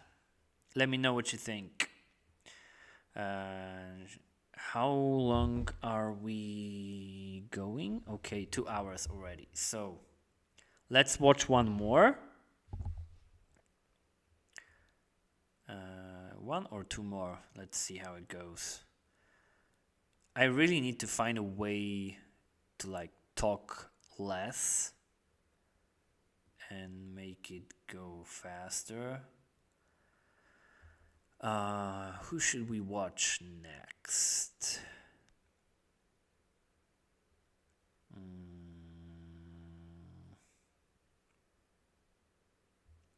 Oh, one of our top submissions and one of my guys from the old Red Bull 3 style sets.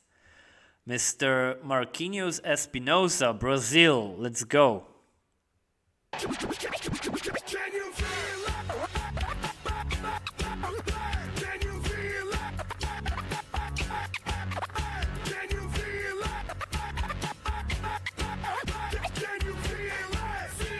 Can you feel it? Can you feel it?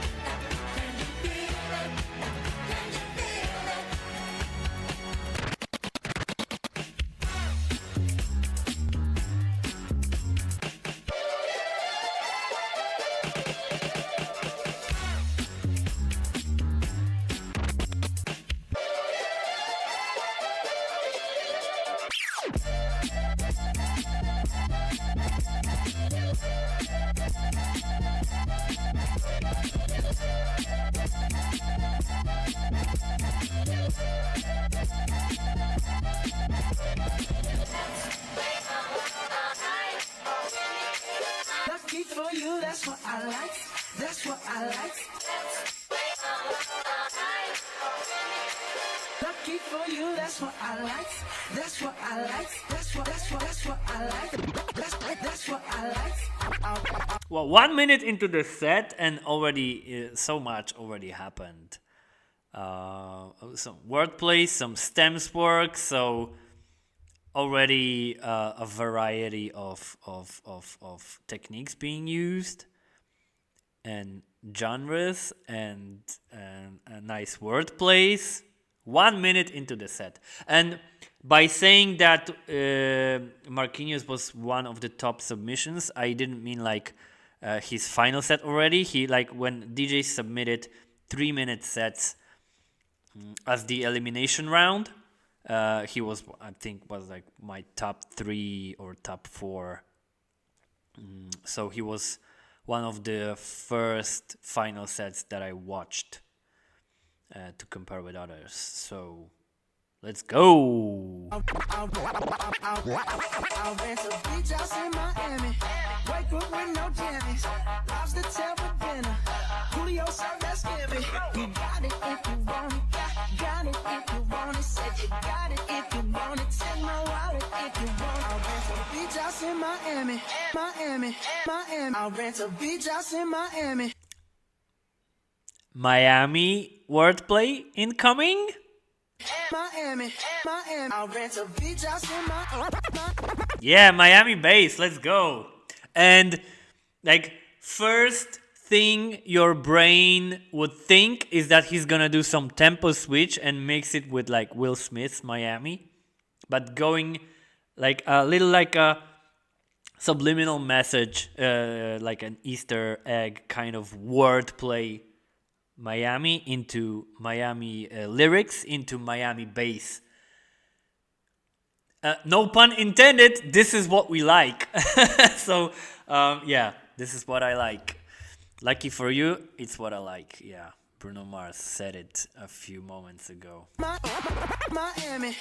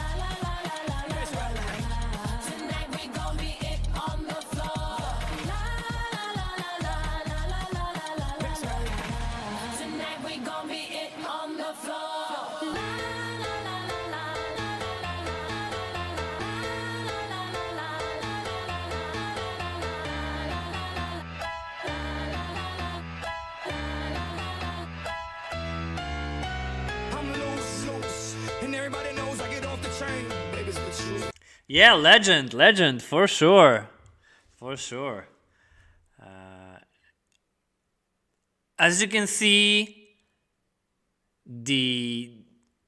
everything up to this point, everything is like super clean. The variety in genres, the variety of techniques being used.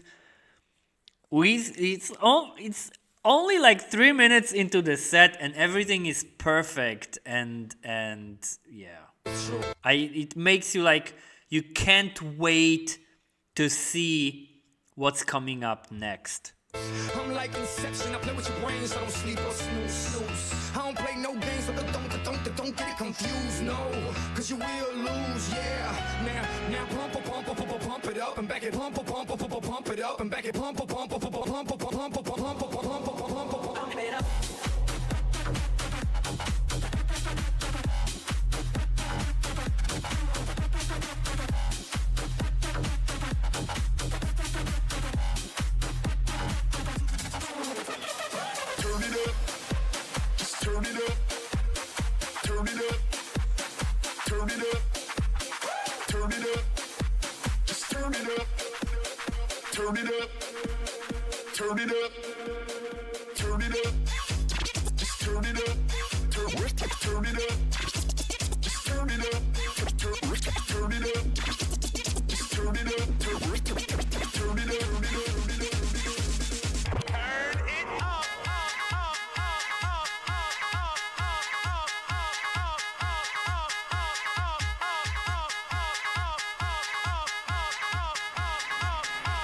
Tempo change. along with like turn it up and switching the tempo on the pitch slider. Let's go. This is it.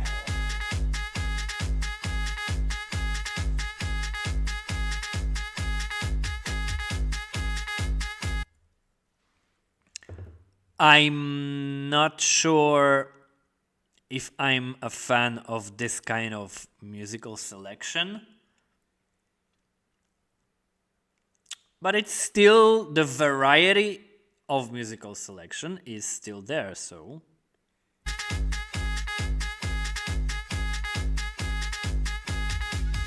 Why would I hop in some beef when I could just hop in a Porsche? You heard she gon' do what from who? That's not a reliable source. So tell me, have you seen her? Let me wrap my weave up. I'm the truck Selena. Dame más gasolina. Dame más gas. Dame más gas. Dame más gasolina. Dame más gas. Dame más gas. Dame más gasolina. La gasolina. Dame más gasolina. La gasolina. Dame más gasolina. La gasolina. Wordplays keep coming up. Dame más gasolina. One after another, wordplay after wordplay. La gasolina.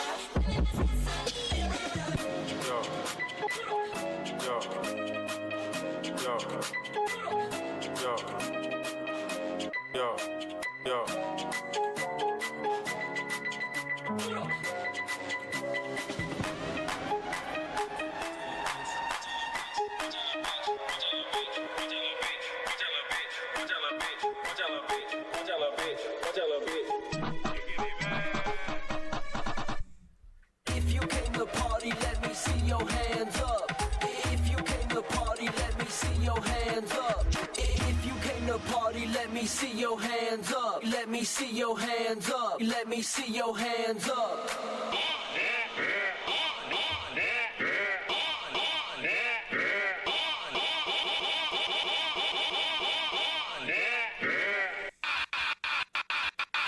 One thing I miss up to this point is I would like to hear some longer blends. I don't know if you guys think the same or understand what I'm trying to say, but though he keeps doing like super fast transitions between each and every track, and I would maybe like to hear some tracks go together for a little bit longer. Another tempo switch in here.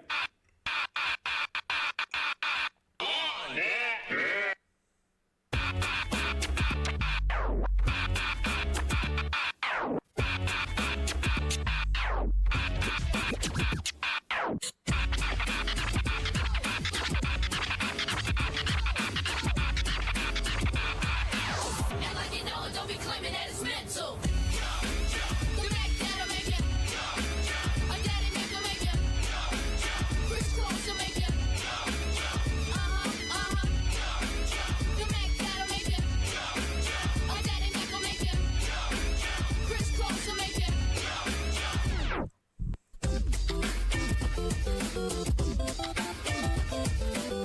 Okay, now we went a little bit into the overplayed zone. Like the Crisscross and Super Mario. I love those tracks, but in terms of competition sets, these are super, super, super overplayed. What does Chris say? He should have variety, a bit of fast transition, and like you said, slow transition, a bit longer, but not too long enough to hear. Yeah.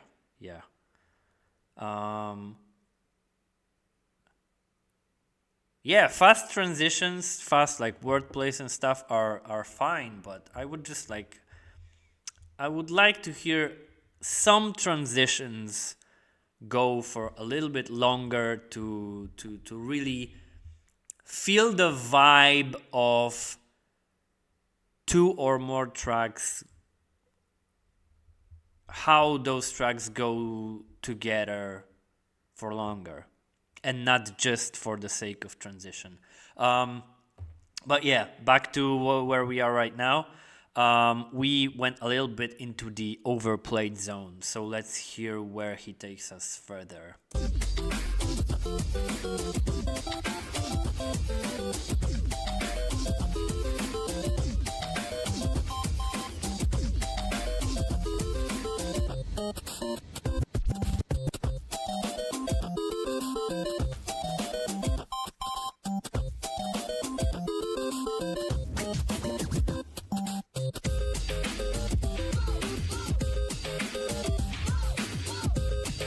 Oh yeah, and we were just like criticizing not playing 2 tracks for longer, and I think like it's still like crisscross in the background, right?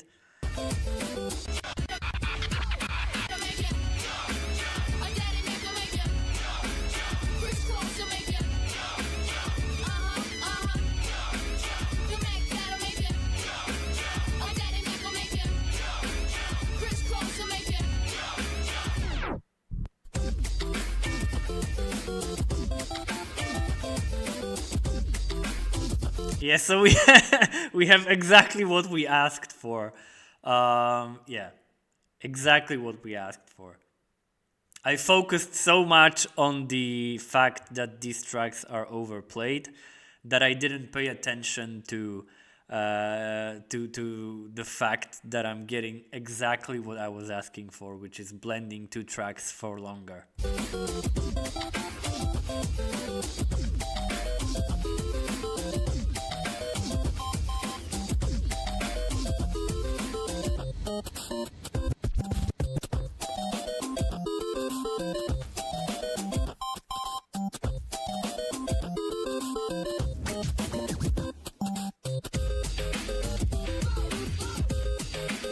But now it takes too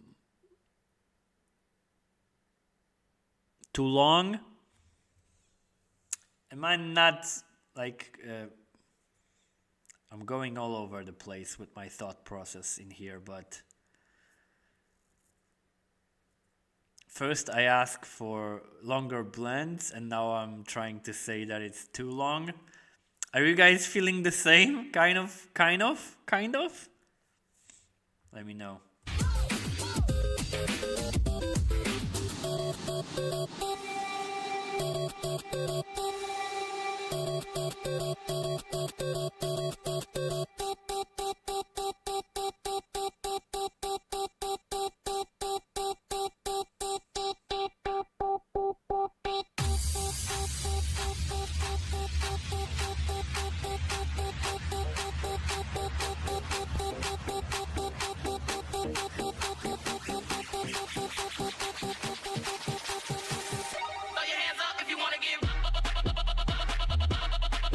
Very nice tempo switch. This is how you do a tempo switch. Not some kind of stop and go, but like an extended period of time.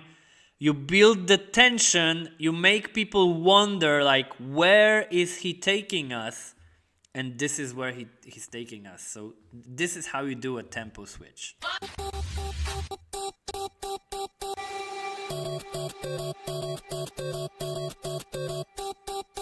Loop.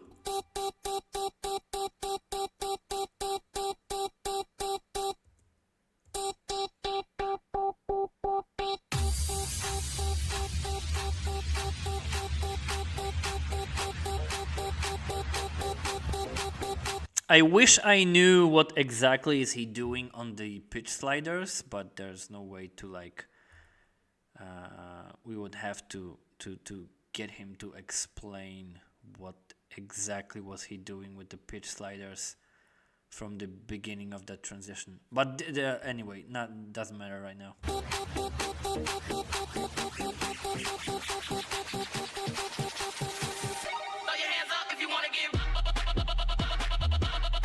But overall, very, very nice tempo switch.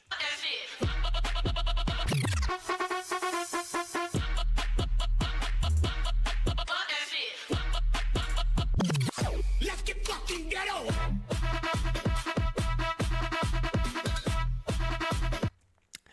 Very nice connection between each and every track, but you gotta go a little deeper with this one. It's like the similarities in music. It's what matters here. It's hard to explain, but yeah, it's all connected in here. You gotta feel those similarities in music.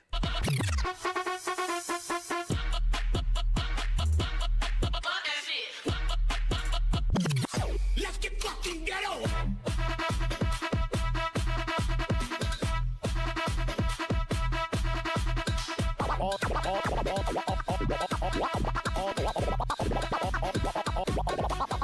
All these girls, they like my swagger, they calling me Mick Jagger. All these girls, they like my swagger, they calling me Mick Jagger. All these girls, they like my swagger, they calling me Mick Jagger. All these girls, they like my swagger, they calling me Mick Jagger. All these girls, they like my swagger, they calling me Mick Jagger. Mick Jagger. Just another night, just another night with you. Mick Jagger. Just another kiss. Very nice wordplay, mentioning the artist and playing the track from the artist. Just before the dawn breaks through. Where you is where it's at, and you can't beat that with a baseball bat. Where you is where it's at, and you can't beat that with a bat. Where you is where it's at, and you can't beat that with a baseball bat. Where you is where it's at, and you can't beat that with a bat. This is let me rewind that because this is something that I'm very looking forward to see DJs do. Like those deeper ideas that require not only the knowledge of the gear, but the knowledge of music itself. You have those levels of ideas, levels of technicalities that you can put in your set. And I think that transitions and ideas that are based on your musical knowledge are kind of a higher level than transitions that you do based on the gear, only on the gear. So that that wordplay about Mick Jagger into track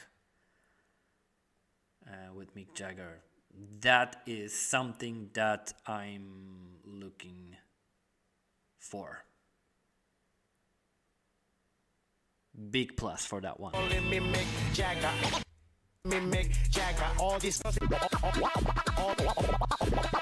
Nice little scratch solo to begin with, and then you go into that entire idea.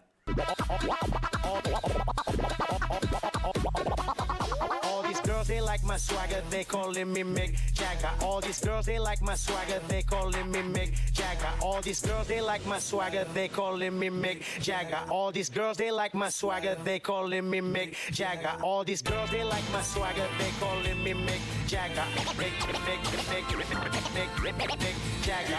Just another night, just another night with you. Mick Jagger. Just another kiss, just before the dawn breaks through. Where you is where it's at, and you can't beat that with a baseball bat. Where you is where it's at, and you can't beat that with a bat. Where you is where it's at, and you can't beat that with a baseball bat. Where you is where it's at, and you can't beat that with a bat. Where you is where it's at, and you can't beat that with a baseball. Unfortunately, that entire idea was disconnected from what was before and what came now after. So there was like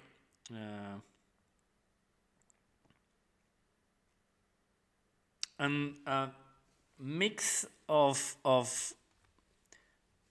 couple of tracks were connected with each other before. Then he played the a cappella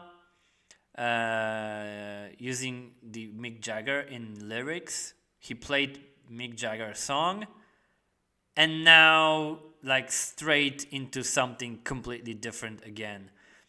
So it was like same way that the beat juggles of DJs we watched before were disconnected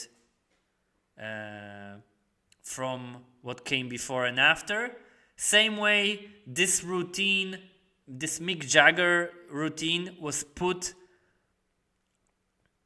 in there just like purely to do the Mick Jagger wordplay, but what came before and what came after was completely disconnected. All that. Where you is where it's at, and you can't beat that with a bat. Can't beat that with a baseball bat. You can't beat that with a bat.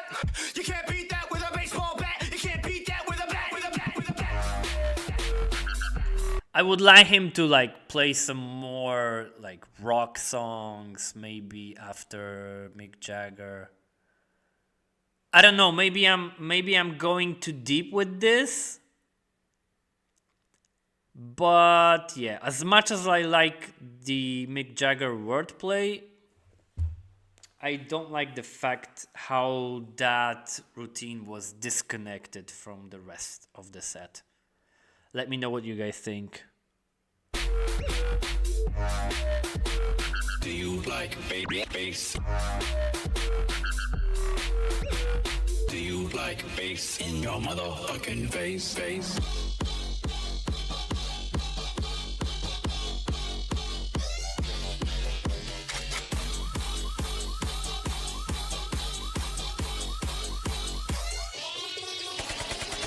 Like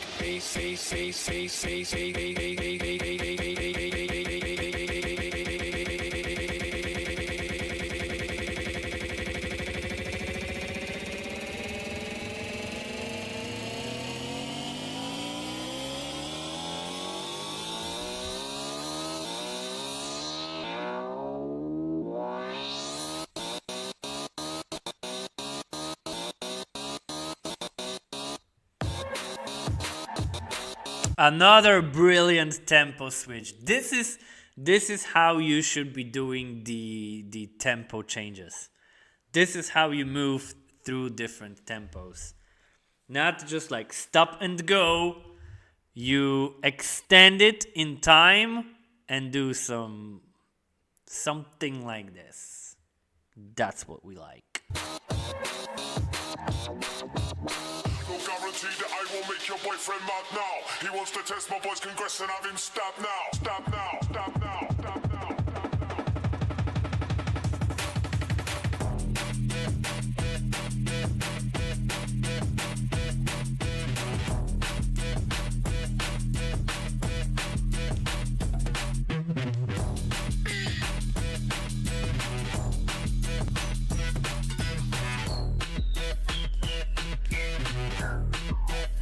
Cobalt 60.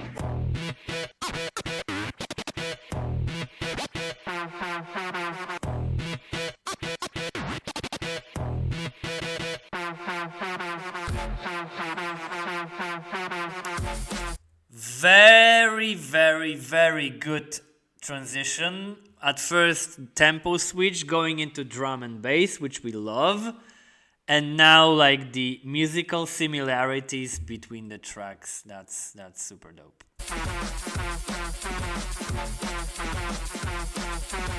But Mr. Happy is overplayed, unfortunately, when it comes to playing drum and bass in this kind of competitions. So I would, as much as I love Mr. Happy, I would rather leave it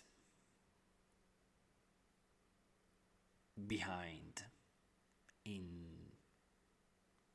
previous battles. Yeah, anyway, let's go.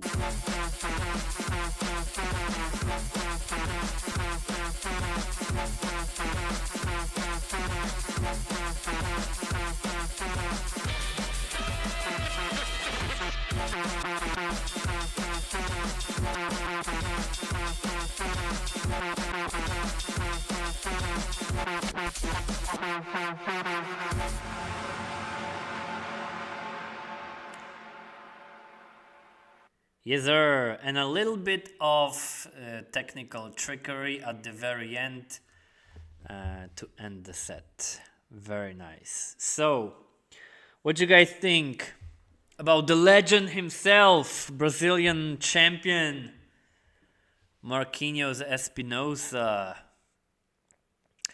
I think that I love the set. I would have so much fun listening to that set in live setting, in a club, in a room full of people. Some great ideas over there. Wordplay, tone plays, technical variety. Variety in tempos. The very first DJ, not very first actually, along with Jimmix, he gave us a showcase of how to switch between different tempos without doing just like stop and goes. Brilliant word plays, clean tone plays, everything in tune, like clean scratch solos. But was that really a master class? When we look at our ranking, I know that like for sure it doesn't belong at the end. For sure it's not something without anything. It was outstanding. It was definitely outstanding. But was it better than Jimmix? I'm not sure, because there was a couple of times that we went into the overplayed zone. A couple of times that we went into the overplayed tracks. Like Crisscross, Super Mario, Mr. Happy at the end, as much as I love drum and bass. Unfortunately, there was a couple of those like overplayed tracks. And one thing on top of it, if you look closely, was there any moment in the set when he looked into the camera up until the very end?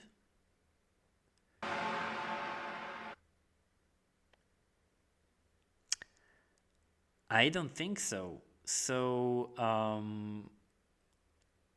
establishing the connection with the crowd or with the viewer was lacking in here a bit, unfortunately. We didn't have like the energy. We didn't have the same level of energy that basically like either of these guys that we already watched gave us. Lab tested, easy buckets, all good, ACC, Jimmix, they all had like the great energy and connection with the viewer, while Marquinhos unfortunately didn't give us that connection through the entire set. And that's important in a party-oriented competition.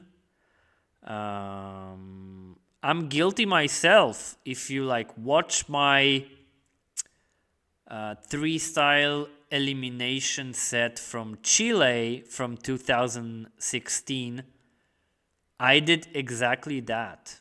I was like looking on my gear for my entire set and like zero connection with the crowd.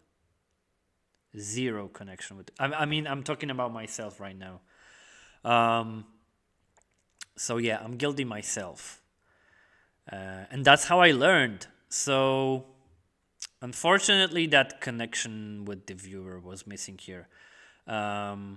So establishing connection, the energy, some overplayed stuff, some disconnected stuff.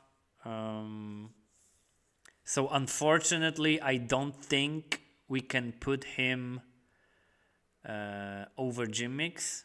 And I don't really feel like I was watching the master class, the kind of master class that Jim Mix gave us. But I would put Marquinhos over All Good, definitely. And I think over ACC as well, in terms of like deeper ideas.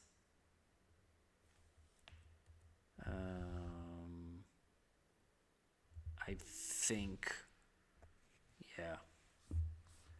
But yeah, let's check actually how my thoughts compare to what I wrote in my notes back in September. Okay, so what I wrote, there's most definitely a great variety in genres, tempos, and eras. Also, I like the variety in techniques used for the transitions. Nothing feels like he's overdoing the same thing.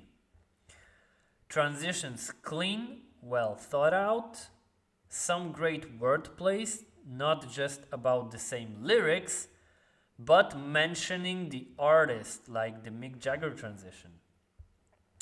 I'm torn about the music selection. On one hand, there are some really nice choices, like putting Bruno Mars over a baile funk beat, or using some nice remixes of hits instead of originals. But then on the other hand, there are some super overplayed tracks, like Super Mario Theme, F That Ish, or Mr. Happy for the last drum and bass part. Exactly what I said right now. Lastly, although I can understand him being super focused all the time because it was pretty technical set, there's definitely showmanship lacking, almost no contact with the viewer, and that would be a problem in a live setting to establish the connection with the public. So basically it's everything the same that I said right now. I had the same thoughts in September. So yeah. Unfortunately, we cannot put Marquinhos in the masterclass ranking. But definitely better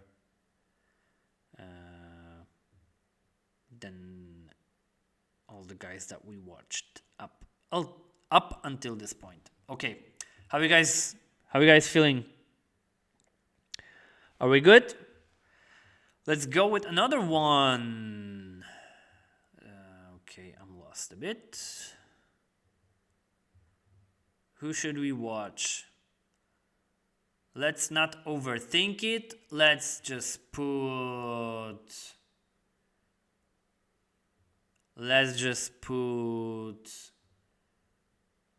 IDA World Champion, DJ Rion. How about that? Japan. I think he was the youngest one. Let's go for our last one for this live stream. Because I'm like super tired. I'm losing my voice already. So yeah, let's do DJ Rion. Let's go.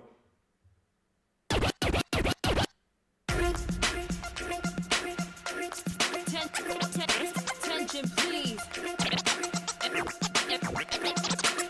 everybody in the place to be. Are you ready? DJ Leon. Twerk, little mama, twerk, little mama, twerk. Twerk, little mama, twerk, little mama, twerk. Twerk, little mama, twerk, little mama, twerk. Twerk, twerk, twerk, twerk, little mama, twerk. Twerk, little mama, twerk, little mama, twerk. Twerk, little mama, twerk, little mama, twerk.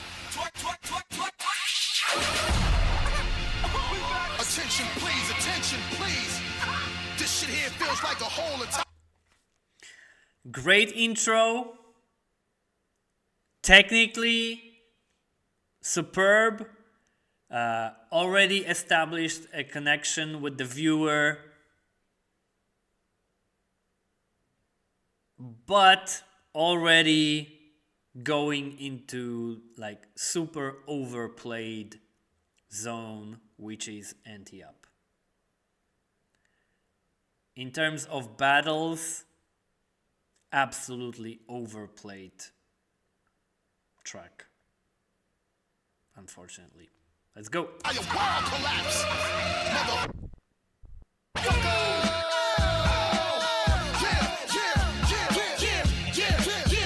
I see a little bit of DJ Yuto and DJ Fumi influence in here, like with stopping the track and then go further.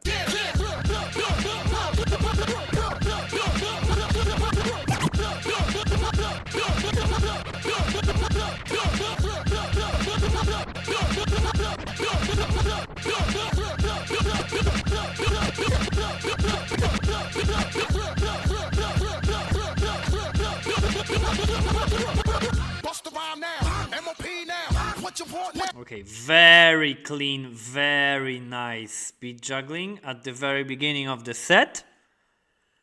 So I treat it still like an intro. We are still in the intro zone. So let's see where he takes us further.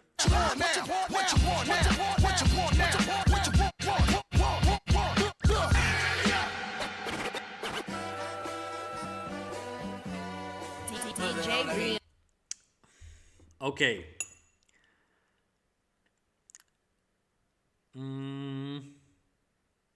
I consider what he did here as a stop and go.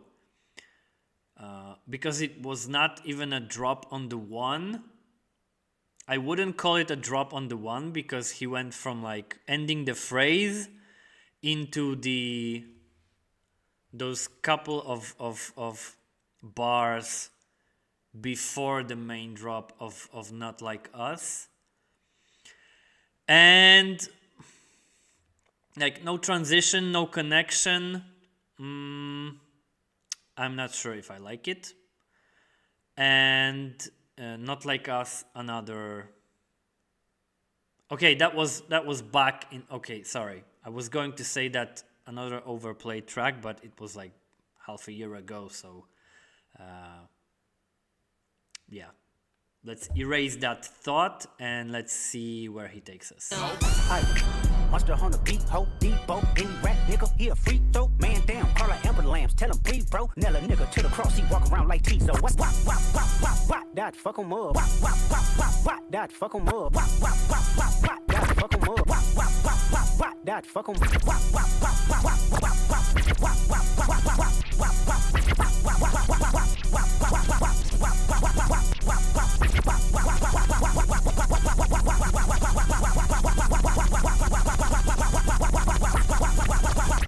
that fuck him up.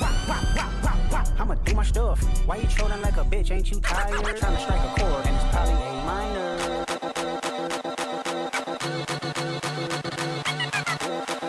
Okay, so we had another beat juggle.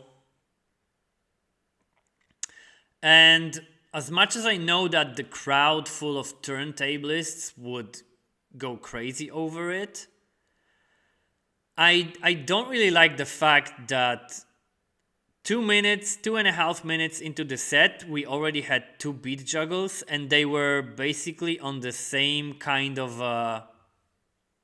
musical part. I mean, the repeated word in the track and a beat juggle over over a repeated word. I'm not sure how a party-oriented crowd would react to that. Because we had like a beat juggle, here was...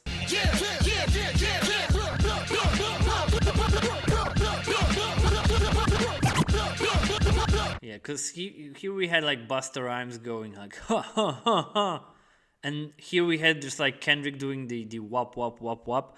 It's basically like the same kind of loop,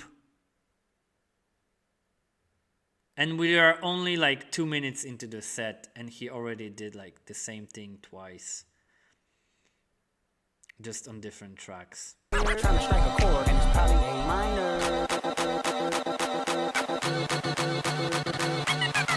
And by comparison, like G-Mix and Marquinhos up to this point gave us already like, okay, G-Mix did like only tone plays for like first 3 minutes into the set, but they gave us like, so I keep repeating the word like.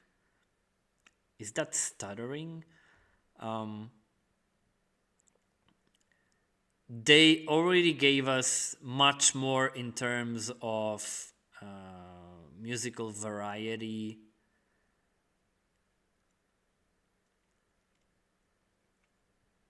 Okay, let's go further.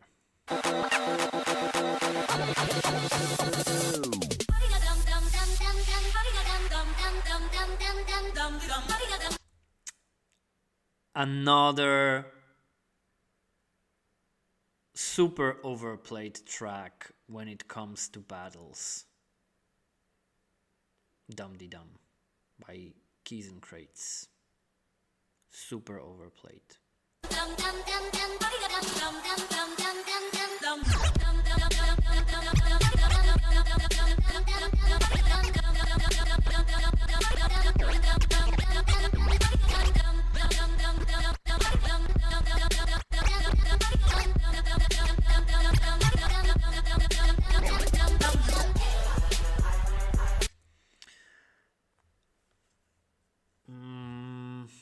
I'm not sure, guys, because we have, it wasn't technically a beat juggle, just like trick mixing, but again based on a repetitive word.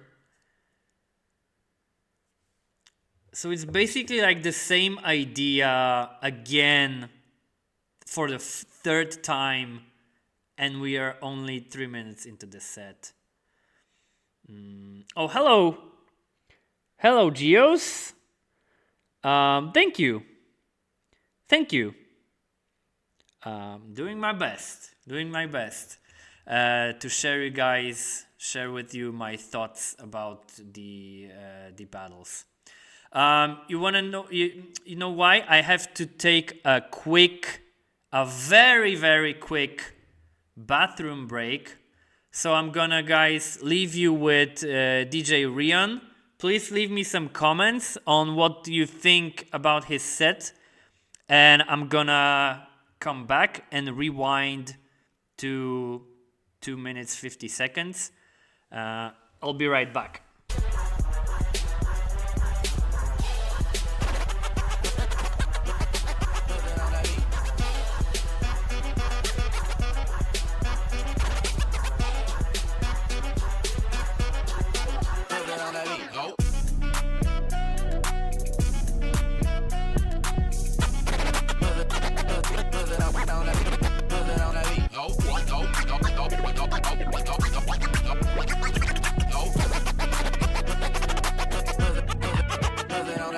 Pop the Molly, I'm flexing.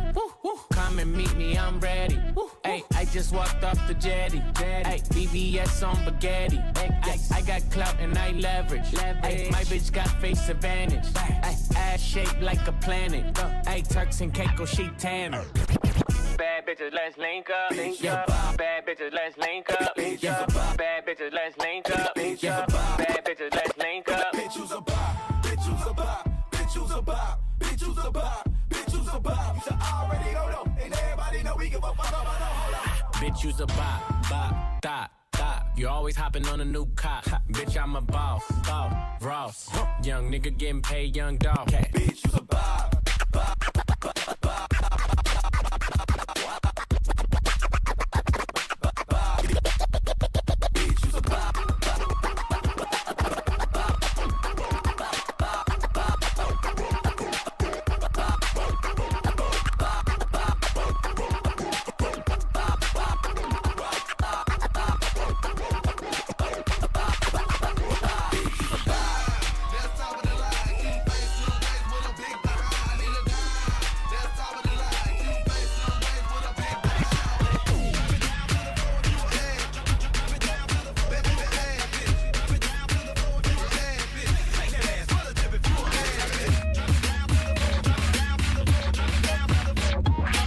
Okay, guys. So how are we doing? How are we doing?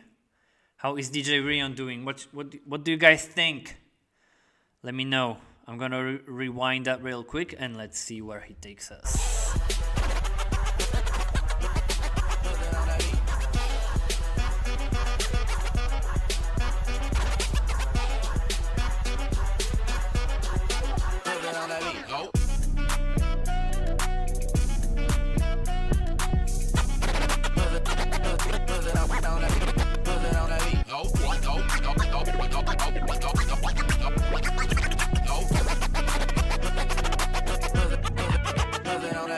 Pop the molly, I'm flexing. Come and meet me, I'm ready. Hey, I just walked off the jetty. Hey, BBS on spaghetti.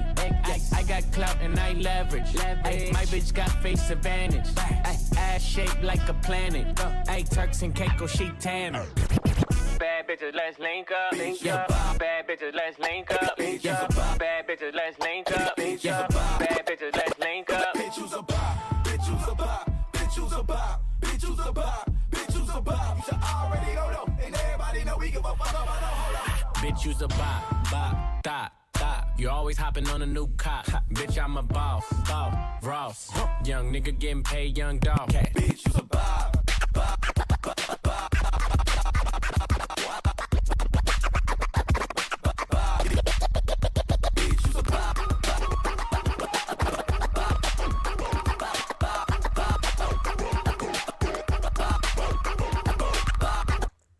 I like this transition because he kind of like plays the melody of second track using the scratches, like a melodical scratches that kind of like resemble the melody of the second track.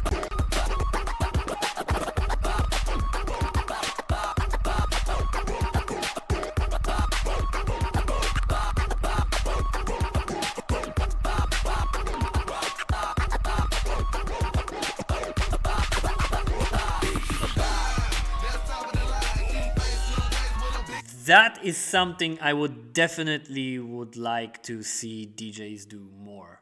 Like doing those melodical kind of scratches. It was basically like a tone play using scratches. Yeah. Pitch down with the scratching is dope. Yeah. That was nice. That was nice.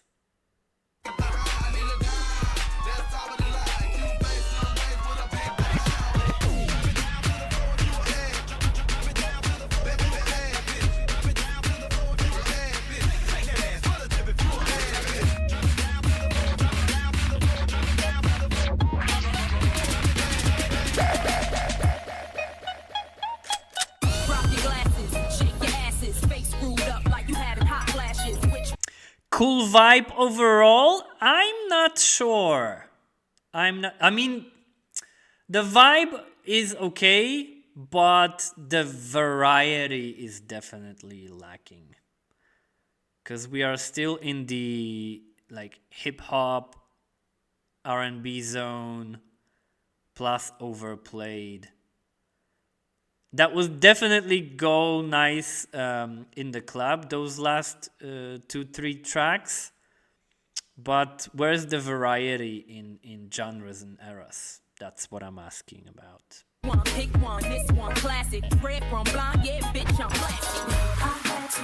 How someone can not use head. Okay, we can talk about. Let's get back to that question after we summarize DJ Rion.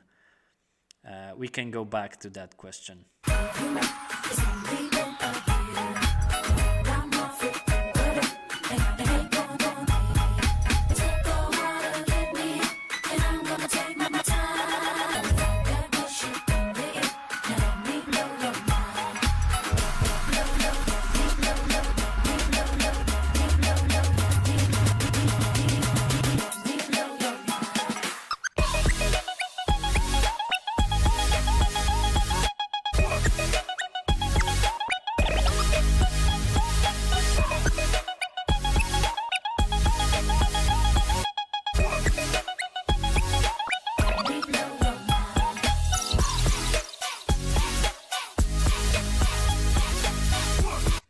Very nice cue point routine, but unfortunately, again, super overplayed. Like the original of Let Me Blow Your Mind with that remix, it's Carrie Glass remix, if I remember correctly. And I remember because I was doing this kind of routines a lot and a long time ago. I'm not sure if I have it recorded anywhere, and I would never ever say that it is any kind of a bite.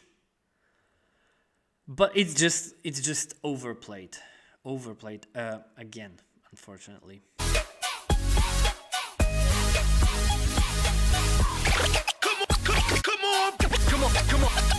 Come on.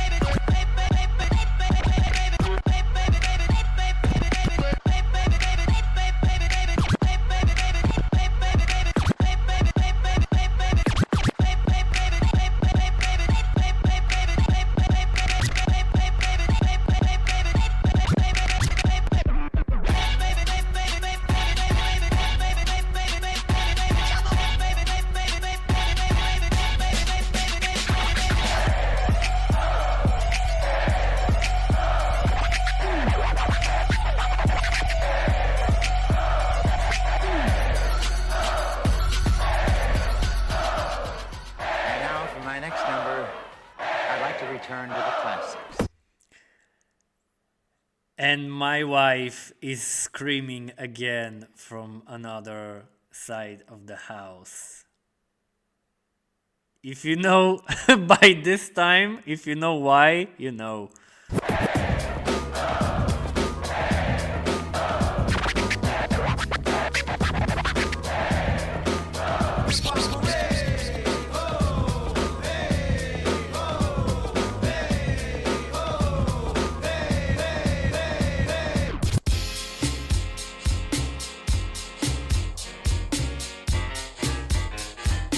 Here we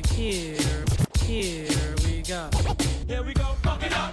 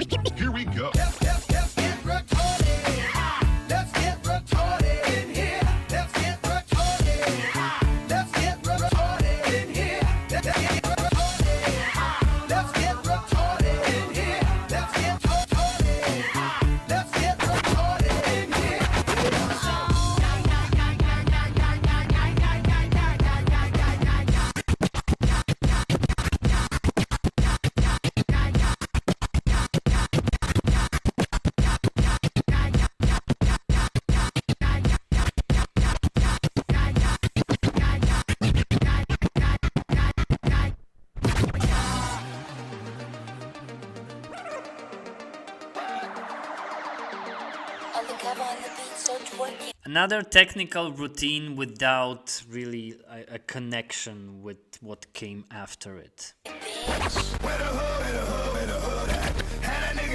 where the wood at. All the niggas acting up where the walls at. You better bust that if you gon' pull that. Where the hood, where the hood, where the hood at. Had that nigga in the cut where the wood at. All the niggas acting up where the walls at. You better bust that if you gon' pull that. Pull that, pull that, pull that, pull that, pull that, pull that, pull that, pull that. Where the fucking hood at? Like.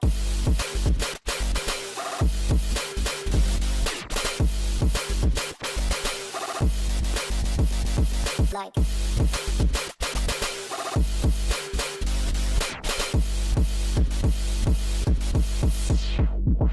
Like. Amazing technical routine right there.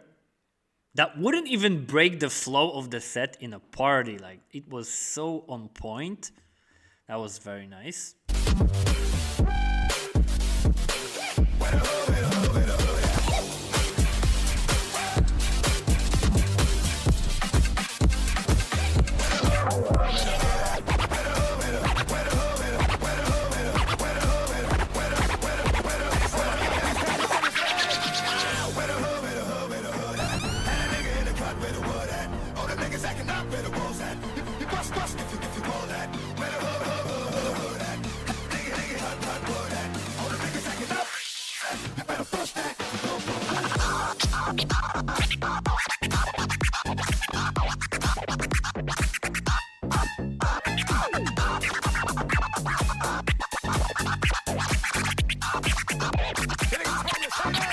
Break it down.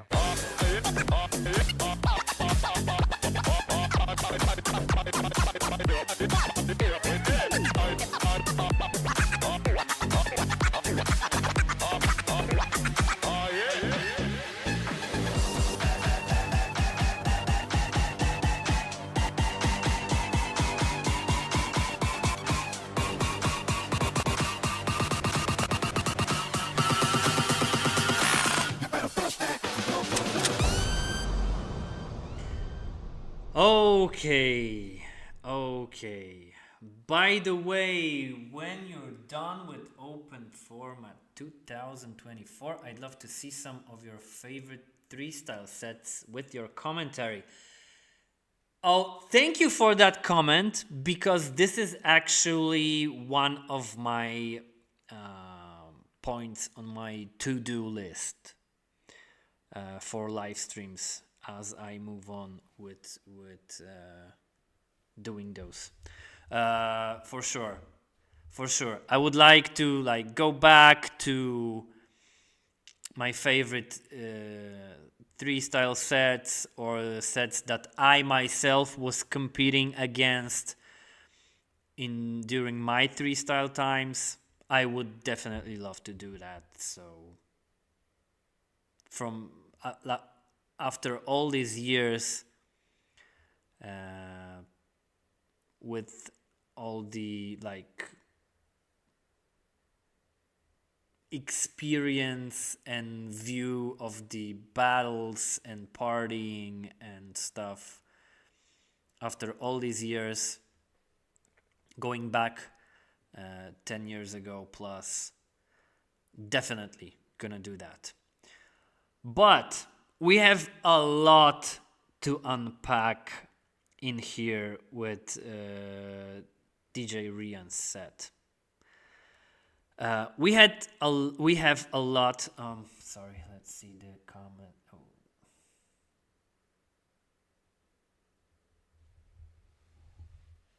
All right, nice. So now we're definitely going to do this. I wanted to go back to that headphone question, but let's first unpack what's been going on with Rion, and that's gonna give us a good base to answer the headphone question. I had a huge problem with that set when I was judging that for the first time. And I remember making a very, very long comment about it, which we're going to go to see in a minute. But let's first see if my thoughts now are going to be the same. Because as much as I love the energy, the vibes, I am sure that the crowd of turntablists would go wild over that set. We have to keep in mind that we are having a party-oriented competition category, and we are looking for someone to take us on a journey through different genres, different eras, and different tempos. We are looking for variety in those areas. We are looking for variety in different techniques. We are looking for connections between each and every track. We are looking for a consistent story. And unfortunately, most of those things were not here. We're not here. My 2 cents, you're right, almost the entire set is on 1 BPM, and technically it's solid, but something is missing. There's a lot more things missing beside headphones. So let's start with variety in genres. This set is purely hip hop. So we have without even replaying it, Anti Up at the beginning, that went into Not Like Us. Then we had Dum Dee Dum. Then we had a couple of Tyga songs. Eve's Let Me Blow Your Mind. Then we had a compilation of Here We Go, kind of wordplays, still hip hop, up until like Let's Get It Started. And like the fact that I can tell that with my horrible working memory, the fact that I can remember and go through all of that set with my horrible memory already means something.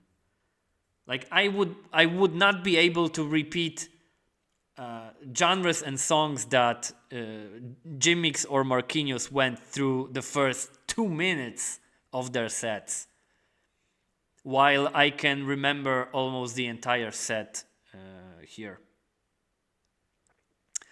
And the one single only tempo switch was at the very end, and it was purely just to do a scratch routine.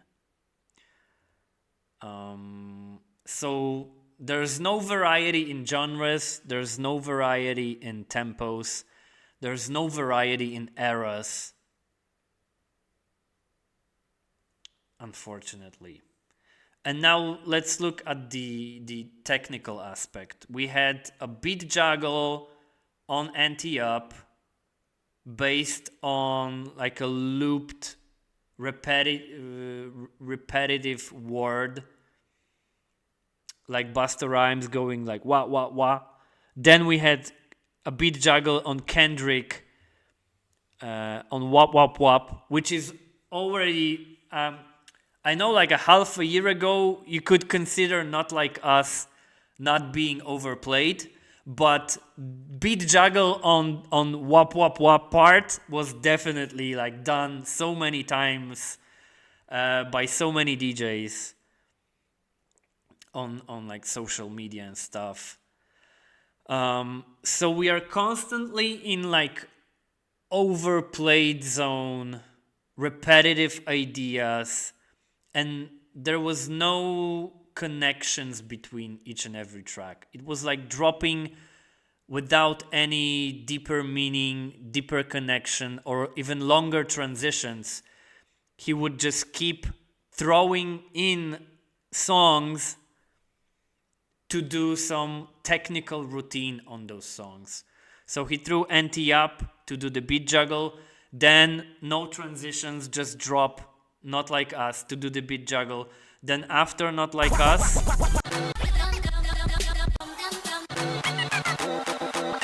okay, a little bit of scratching, but it's just like a scratch.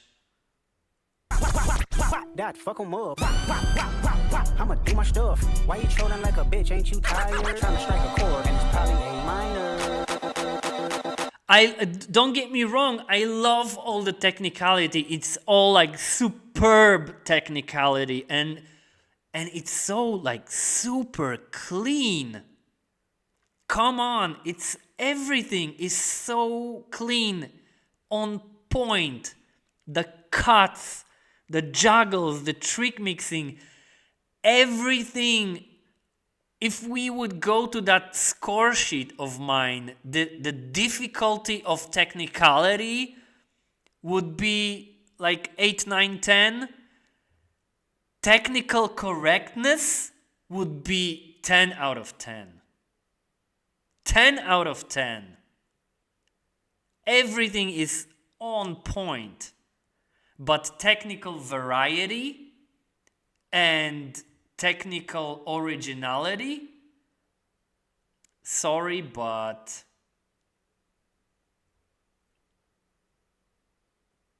there's just the same technical stuff done on different tracks, on different music. So no technical variety and no technical originality.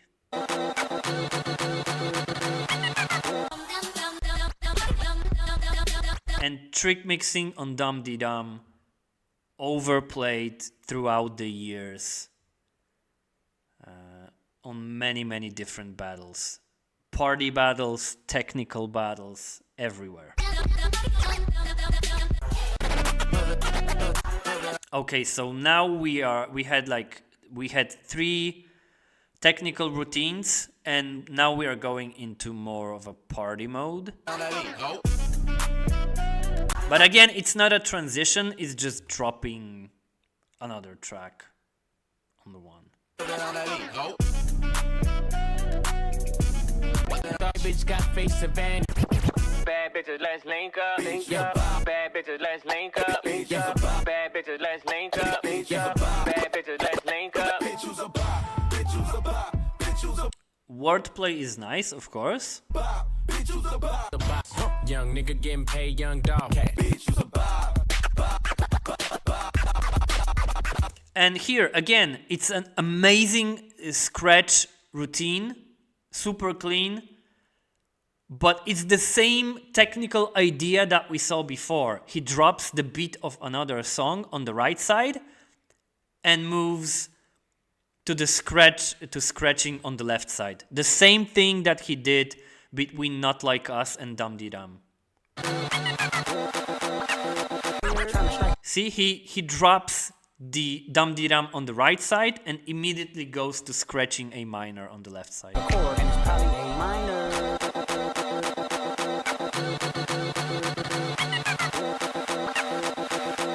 So it's the same technical idea as here. Young nigga getting paid, young dog. Drop the beat on the right side and immediately go into scratching on the left side. Okay.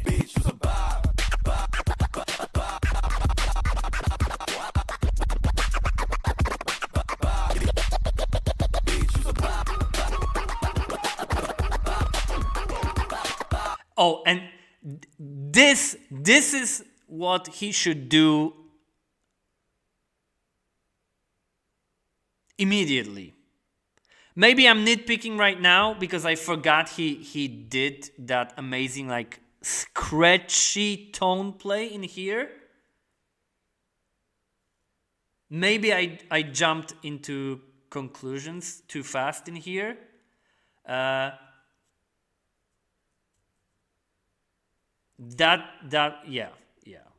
Let me rewind my thought process, because that scratchy tone play, that part was amazing actually.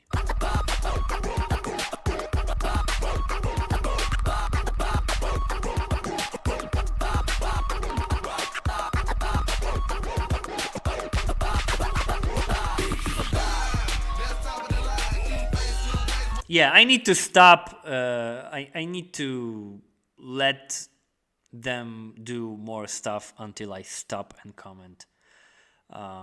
Yeah.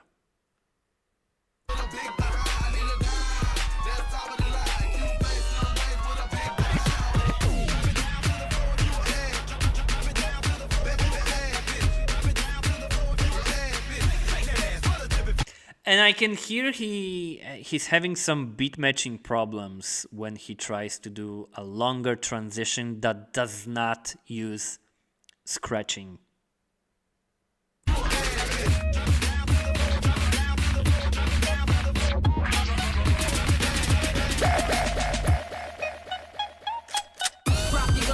And now we go into the Let Me Blow Your Mind routine. So again, overplayed tracks and still in hip hop zone.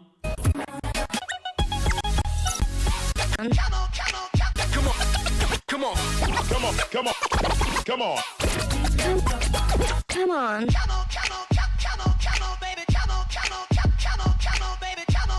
Okay, so like prepared samples with the come on to do a little wordplay. And again, Baby Baby by, I think it was Trop Killers, right? Again overplayed. Again overplayed.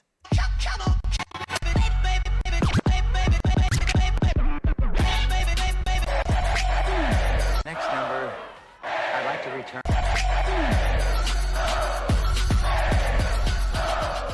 And now for my next number, I'd like to return to the classics.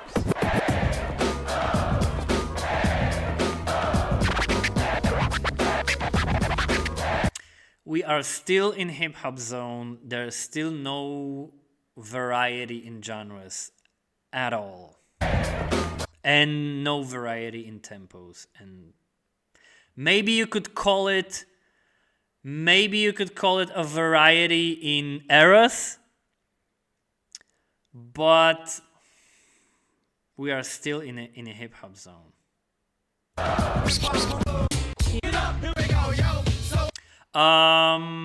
I see some comment from Twitch. Katsu, what's up? Letman Cook. Actually, we are doing a rewatch of a rewatch because we already let Rion cook. We watched his entire set, and now I'm doing a more detailed commentary of what we saw. So I'm not gonna be playing that set in its entirety again. So here we had the Here We Go combo. Into Let's Get It Started and that scratch routine.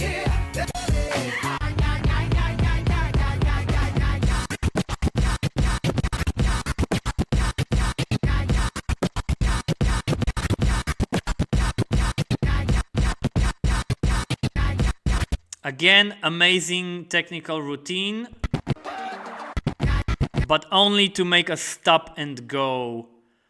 So I would much rather see this kind of scratch routine at the end of the set instead of like in the middle to stop the music and play something different.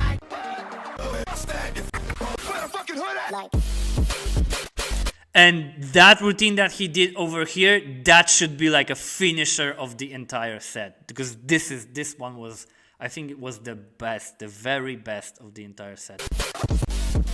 And only here, like 10 minutes into the set, we had the one single tempo switch. One single tempo switch through the entire set.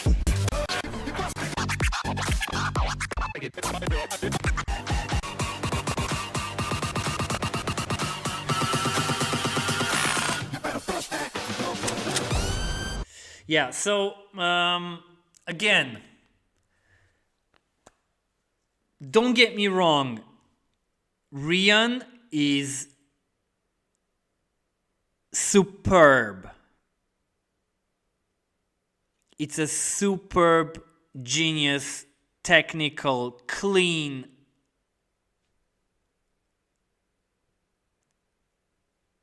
He has amazing future in front of him. He's like super young and he already has a skill set that I myself could not ever imagine having at that age. The problem is, and it was not only my own problem when it comes to the other judges, we just thought that this set should be in the classic category, or pieces of that set should be used in the supremacy category. But this set is not for the open. This is a classic category set, but just with popular music. You know what I mean? If we went into classic DMC classic and told DJs like, you are not allowed to use any not known music, you have to use top 40 most popular tracks, this is how classic category would look like, would sound like. This set should just be in a different category.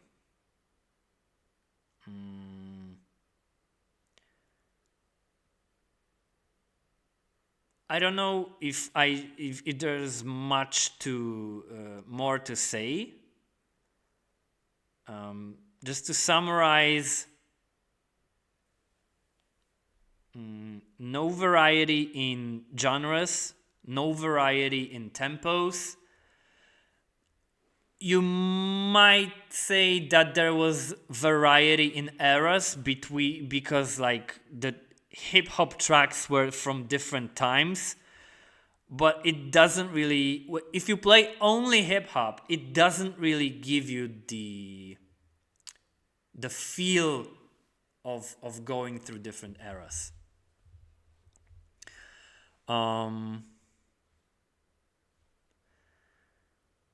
So yeah, almost the entire set is on 1 BPM. What Gio said, that is 100% true. I think my comment from September, I explained that even better than I do right now, but I think it was pretty much the same. So I would, unfortunately, I would put Rion in the zone of sets that had major problems, so couldn't be placed any higher.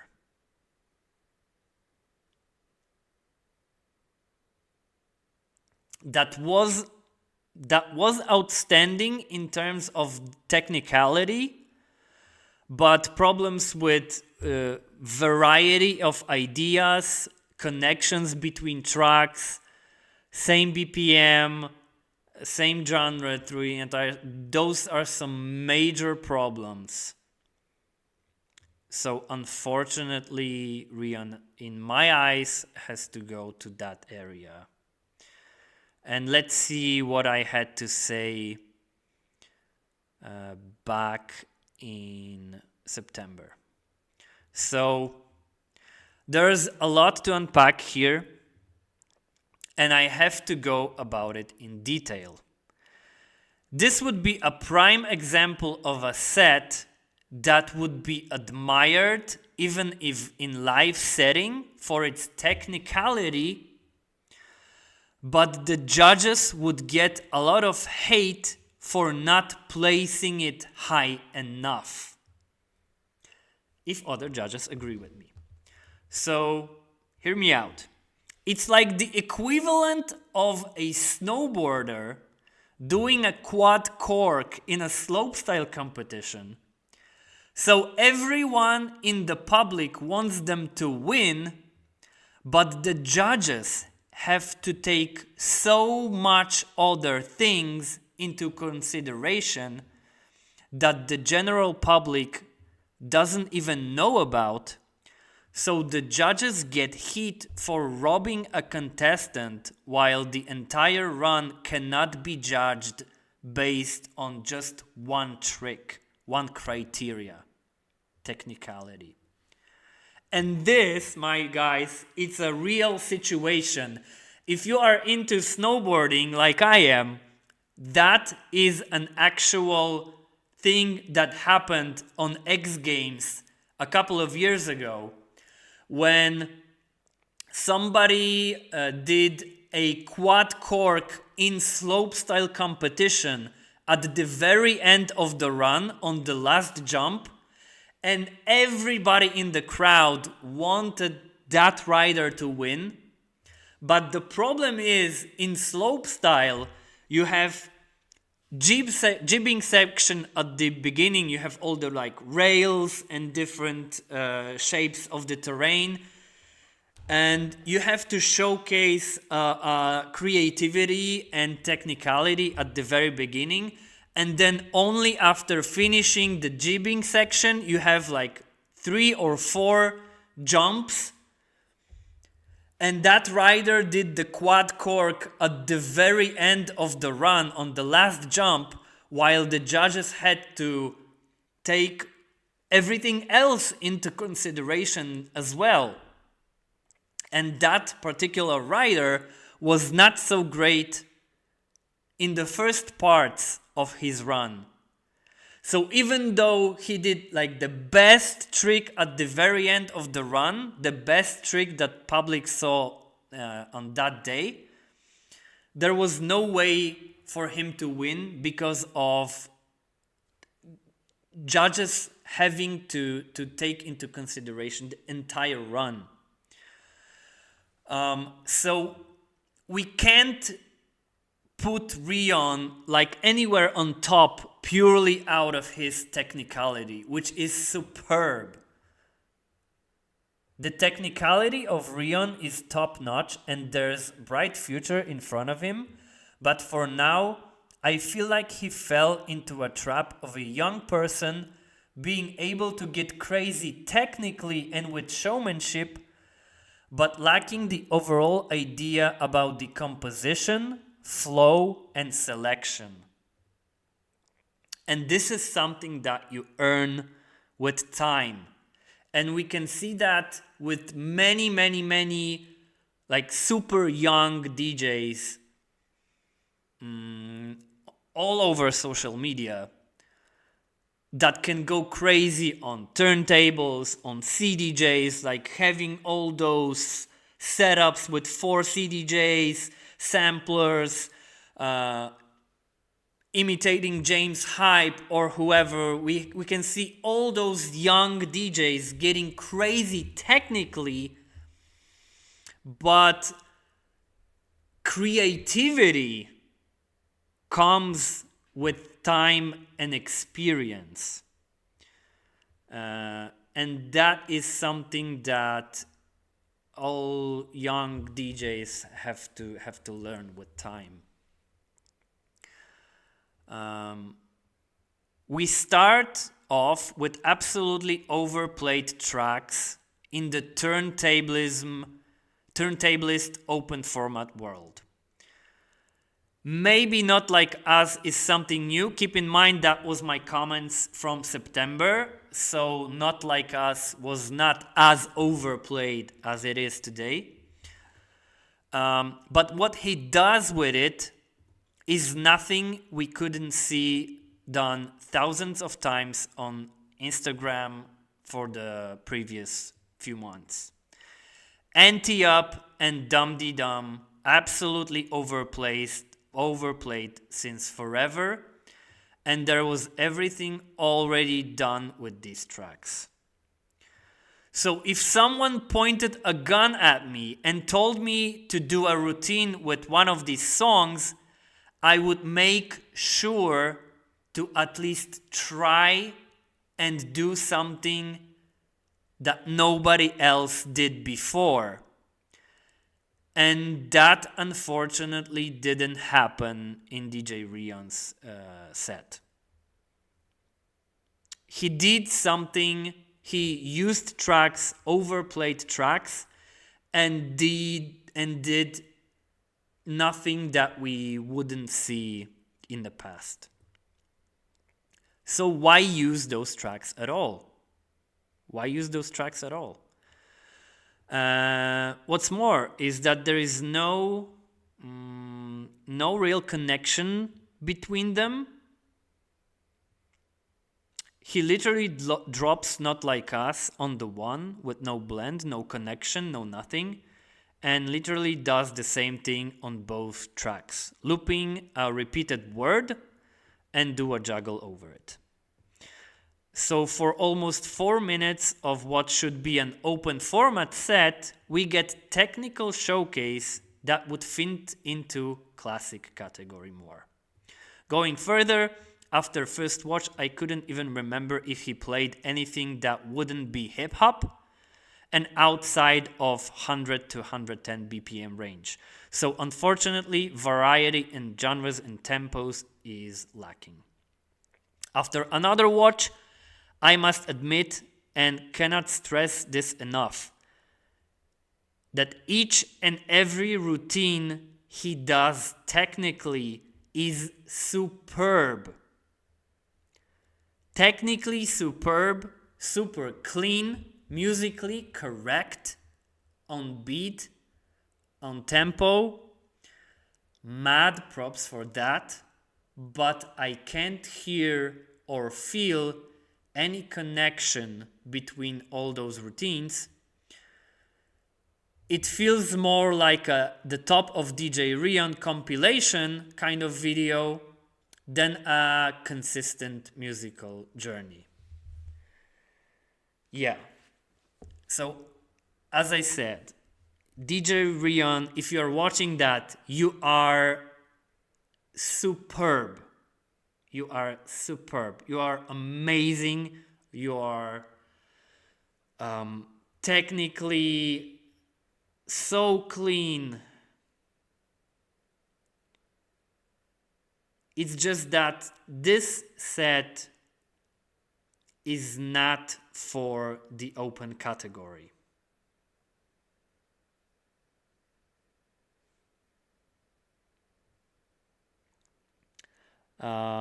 Geos says the top of DJ Rion compilation is a good summary.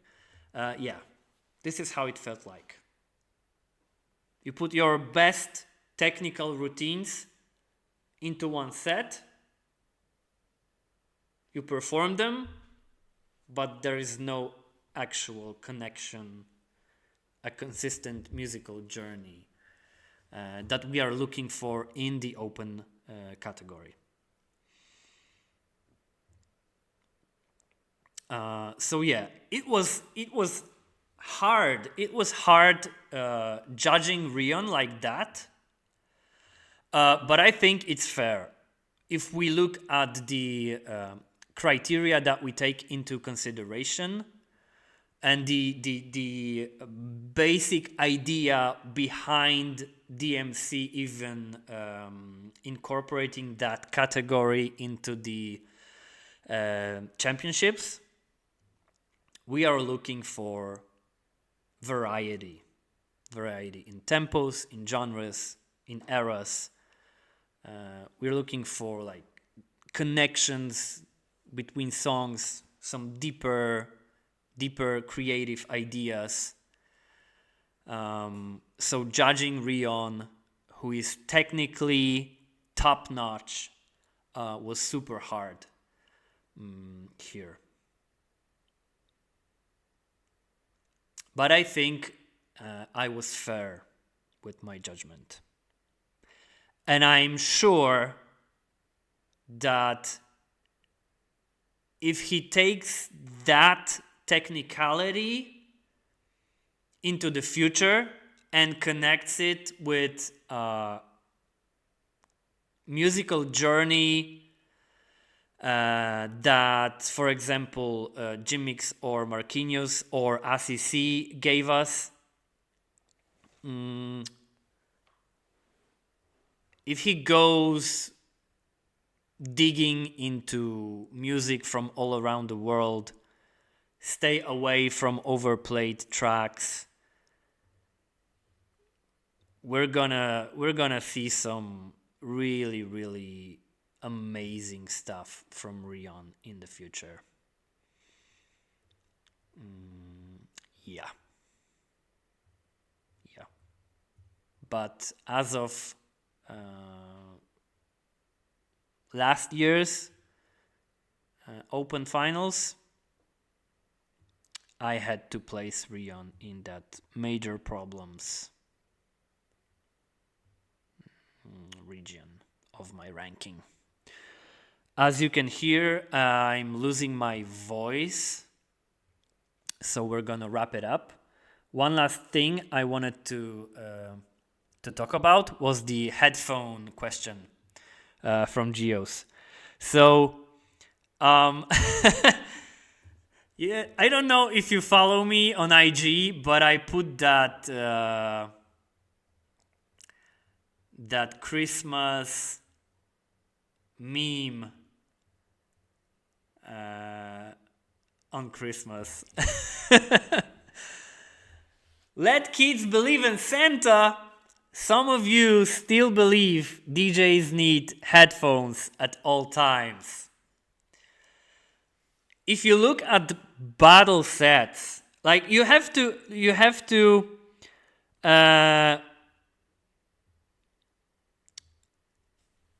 let me put your comments on top. You kind of understand now, but you don't agree. If everything is almost the same BPM, there's no need for headphones. In terms of DJ Rion's set, if he just like go from one routine to the other routine, similar BPMs, and he like drops the beat on one side and then scratches on the other side, there's no need for headphones because there is no beat matching. But you have to answer the very basic idea of having why DJs need headphones in the first place. You need them to listen to the second track, to the tracks that are coming up, and to cue them. Like, let's say you have two turntables, you have one vinyl playing for the public, and you need to listen to the track that you want to play. You have to cue that second track. That's what you need headphones for. But what if you play a competition set hundreds of times before actually taking part in the competition? You don't need headphones because you can remember, even if you don't stay in the same BPM. Battle sets are something you need to practice. It's something you need to compose, practice, and then you just go on stage and perform that. And you know each and every part of that set. You know every second that is coming. You know everything that's gonna happen. You know everything that should happen. You know your every cue point, every loop, every second, every minute. It's here in your head. You remember it. You know what to do. Your muscle remember what to do. The muscle memory.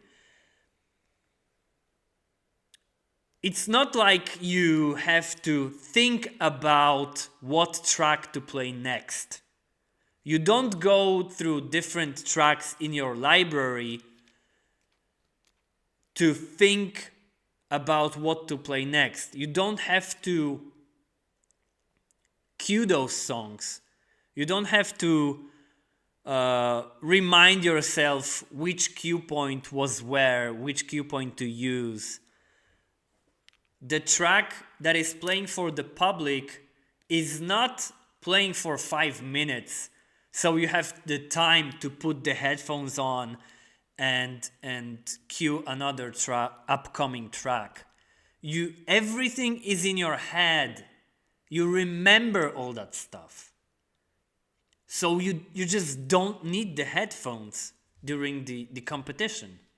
You just don't need them because you know what's gonna happen. You remember all of that, and your hands remember what to do.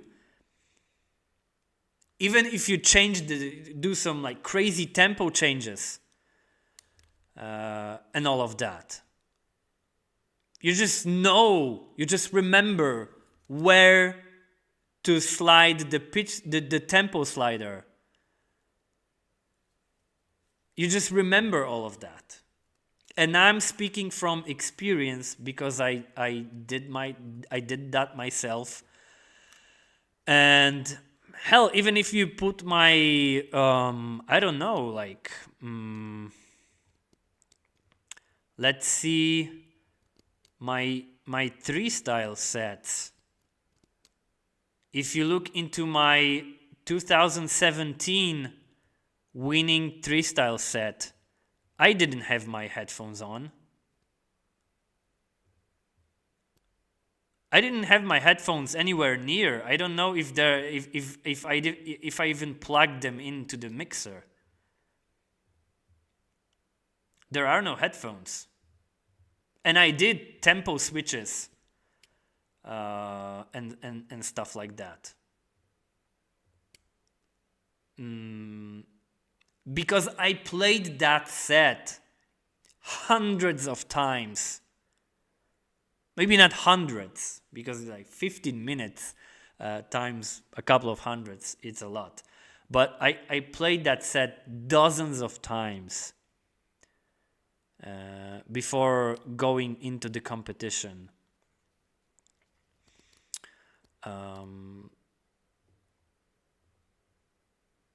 My other routines, I play technically on the headphones, but I just have like master on my headphones. Not queuing upcoming songs. I'm just using my headphones as I would use the speakers.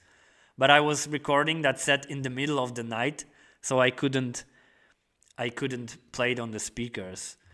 So yeah, no headphones inside. But it's a pretty common comment that people make during competitions.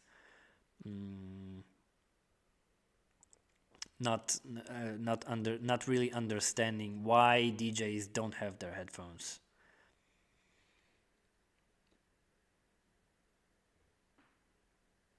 But do you use headphones in battles? No, not at all.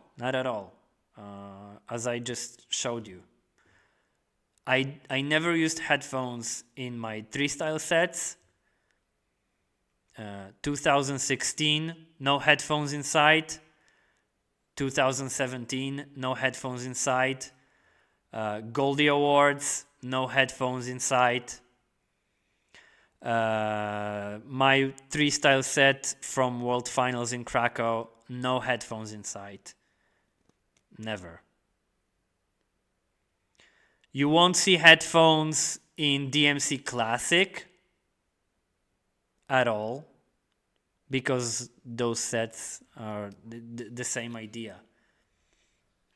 DJs practice those sets dozens, if not hundreds of times So yeah, you know every second of your set, so you just don't need the headphones anymore. And if you think about it, even on parties, on parties, if you have a set of songs that you know very well, and you have the waveforms on your computer, hell, if you use sync, you don't need headphones. Headphones were for DJs that were playing on vinyl records, so they could listen to songs, upcoming songs, to cue them, to search where the first beat is. Now you see everything on the gear. So if you know your library, if you know your songs, if you know your cue points, you don't even have to use sync. You don't even have to look at the waveforms on a computer. If you are quick with beat matching, you just have to know where the first beat is. And if you have any idea about the BPMs of your tracks, you can basically beat match very quickly without even using the headphones. You can just play a second track to public in the club, beat matching on the fly. Yeah.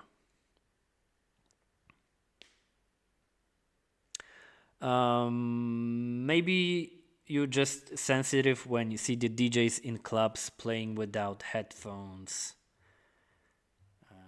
because they have the sync button. Yeah, the sync is one thing. Another thing is waveforms on the computer, double waveforms on CD players, on the screens of the CD players. But hell, even if we go into times, let's say mid 2000s, and we take CDJs that didn't have waveforms, but they only showed you the BPM values. This is something I really find super funny.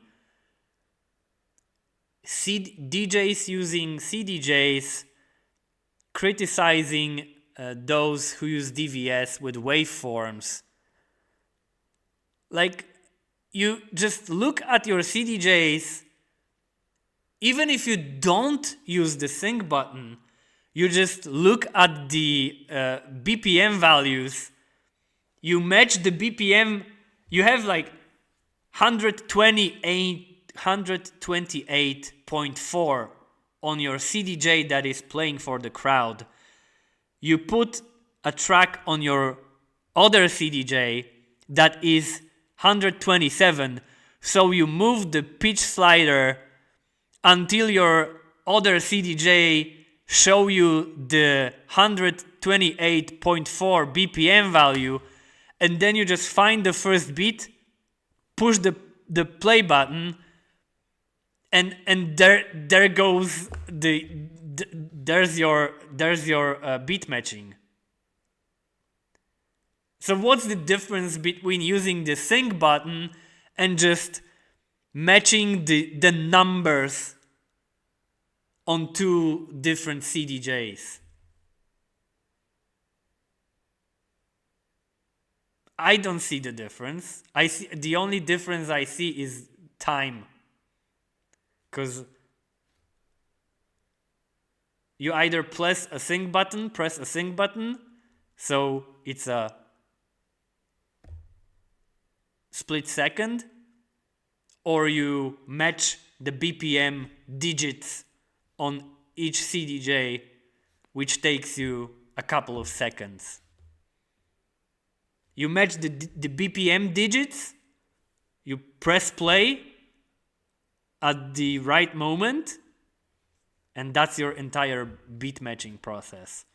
So where's the need for headphones? You need headphones to listen if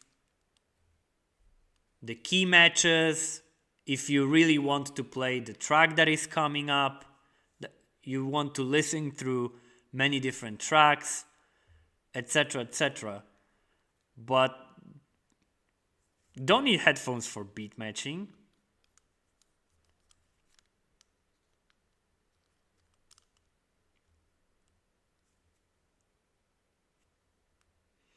Unless you remember the BPM of every track.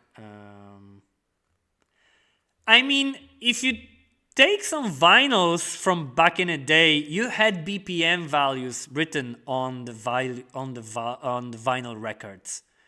You had all the BPM values on vinyl on the stickers, right next to the titles. Like house records, drum and bass records. I don't know about much hip hop vinyl records because I started DJing in a CDJ era. I never collected vinyls, so I don't have much experience with playing vinyl records. But as far as I know, BPM values were there. So if you know your tracks very well, you have your stickers on your vinyl records, so you know where the first beat is. You just take two vinyls with the same BPM and put and drop the beat on in tempo, and you can beat match right there on the fly. Beat matching is not that hard. You can just play a track and beat match listening to the same speakers that the public is listening to. And if you are good with beat matching, you can just do that on the fly. You don't have to like prepare your beat matching for 2 minutes or more before actually putting the volume up for the crowd. Katsu is asking on Twitch, did I ever use mono split for Q? No.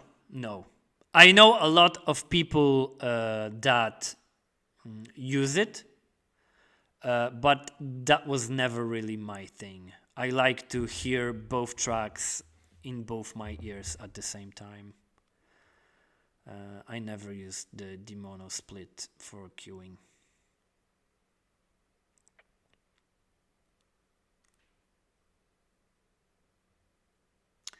Okay, we are almost 4 hours into the live stream. I hope you guys enjoyed it. Hopefully hell yeah, hopefully that recording stays on YouTube, because I forgot to hit record in my OBS. So if that doesn't stay on YouTube, that would be a shame. That would be a shame. I hope you guys enjoyed it. Let me know your thoughts. If you have some further thoughts, leave them in the comments after the live stream ends. And saves in my YouTube channel in the live section. And yeah, let's do that again next week. See you guys around. Hope you liked it. Thank you for tuning in. Thank you for discussing all that stuff with me. Thank you for your insight, your thoughts. Okay, last question. What happened to 3-Style? Is it on hold, or will there be a revival? I have no answers to those questions because I was not organizing freestyle at any point. I just know the same that everybody knows. Freestyle was cancelled. Freestyle went on for the entire national championship circle around the world for 10th edition of freestyle. I was submitting for the wild card, but I never got into we never knew what happened to the wild cards because of the events of the year 2020 and the global lockdowns. So the world finals were supposed to be in Moscow, in Russia. So first we had the lockdowns, and then we have the events between Russia and Ukraine. So I don't think freestyle will come back from that. But that's a question that should be asked to Red Bull or to people who organized freestyle on the world level. So I was only competing, so I don't have the answers for that questions. Freestyle went into more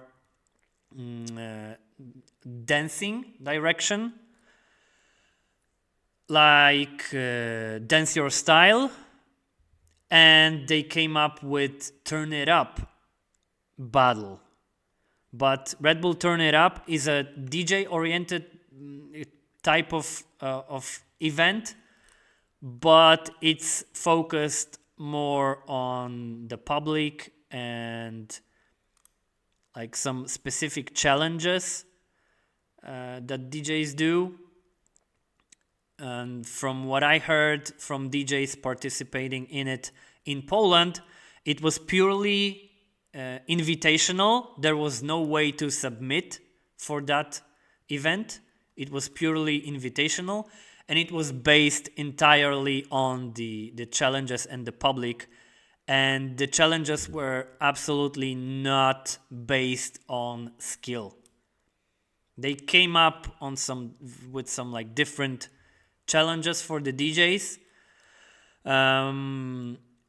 but you had to like win the crowd, and it was absolutely not based on the skill from what I heard.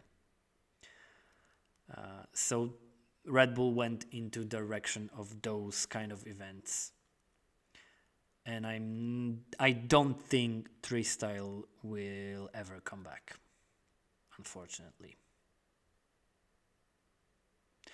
Yeah. Okay. 4 hours. That went fast.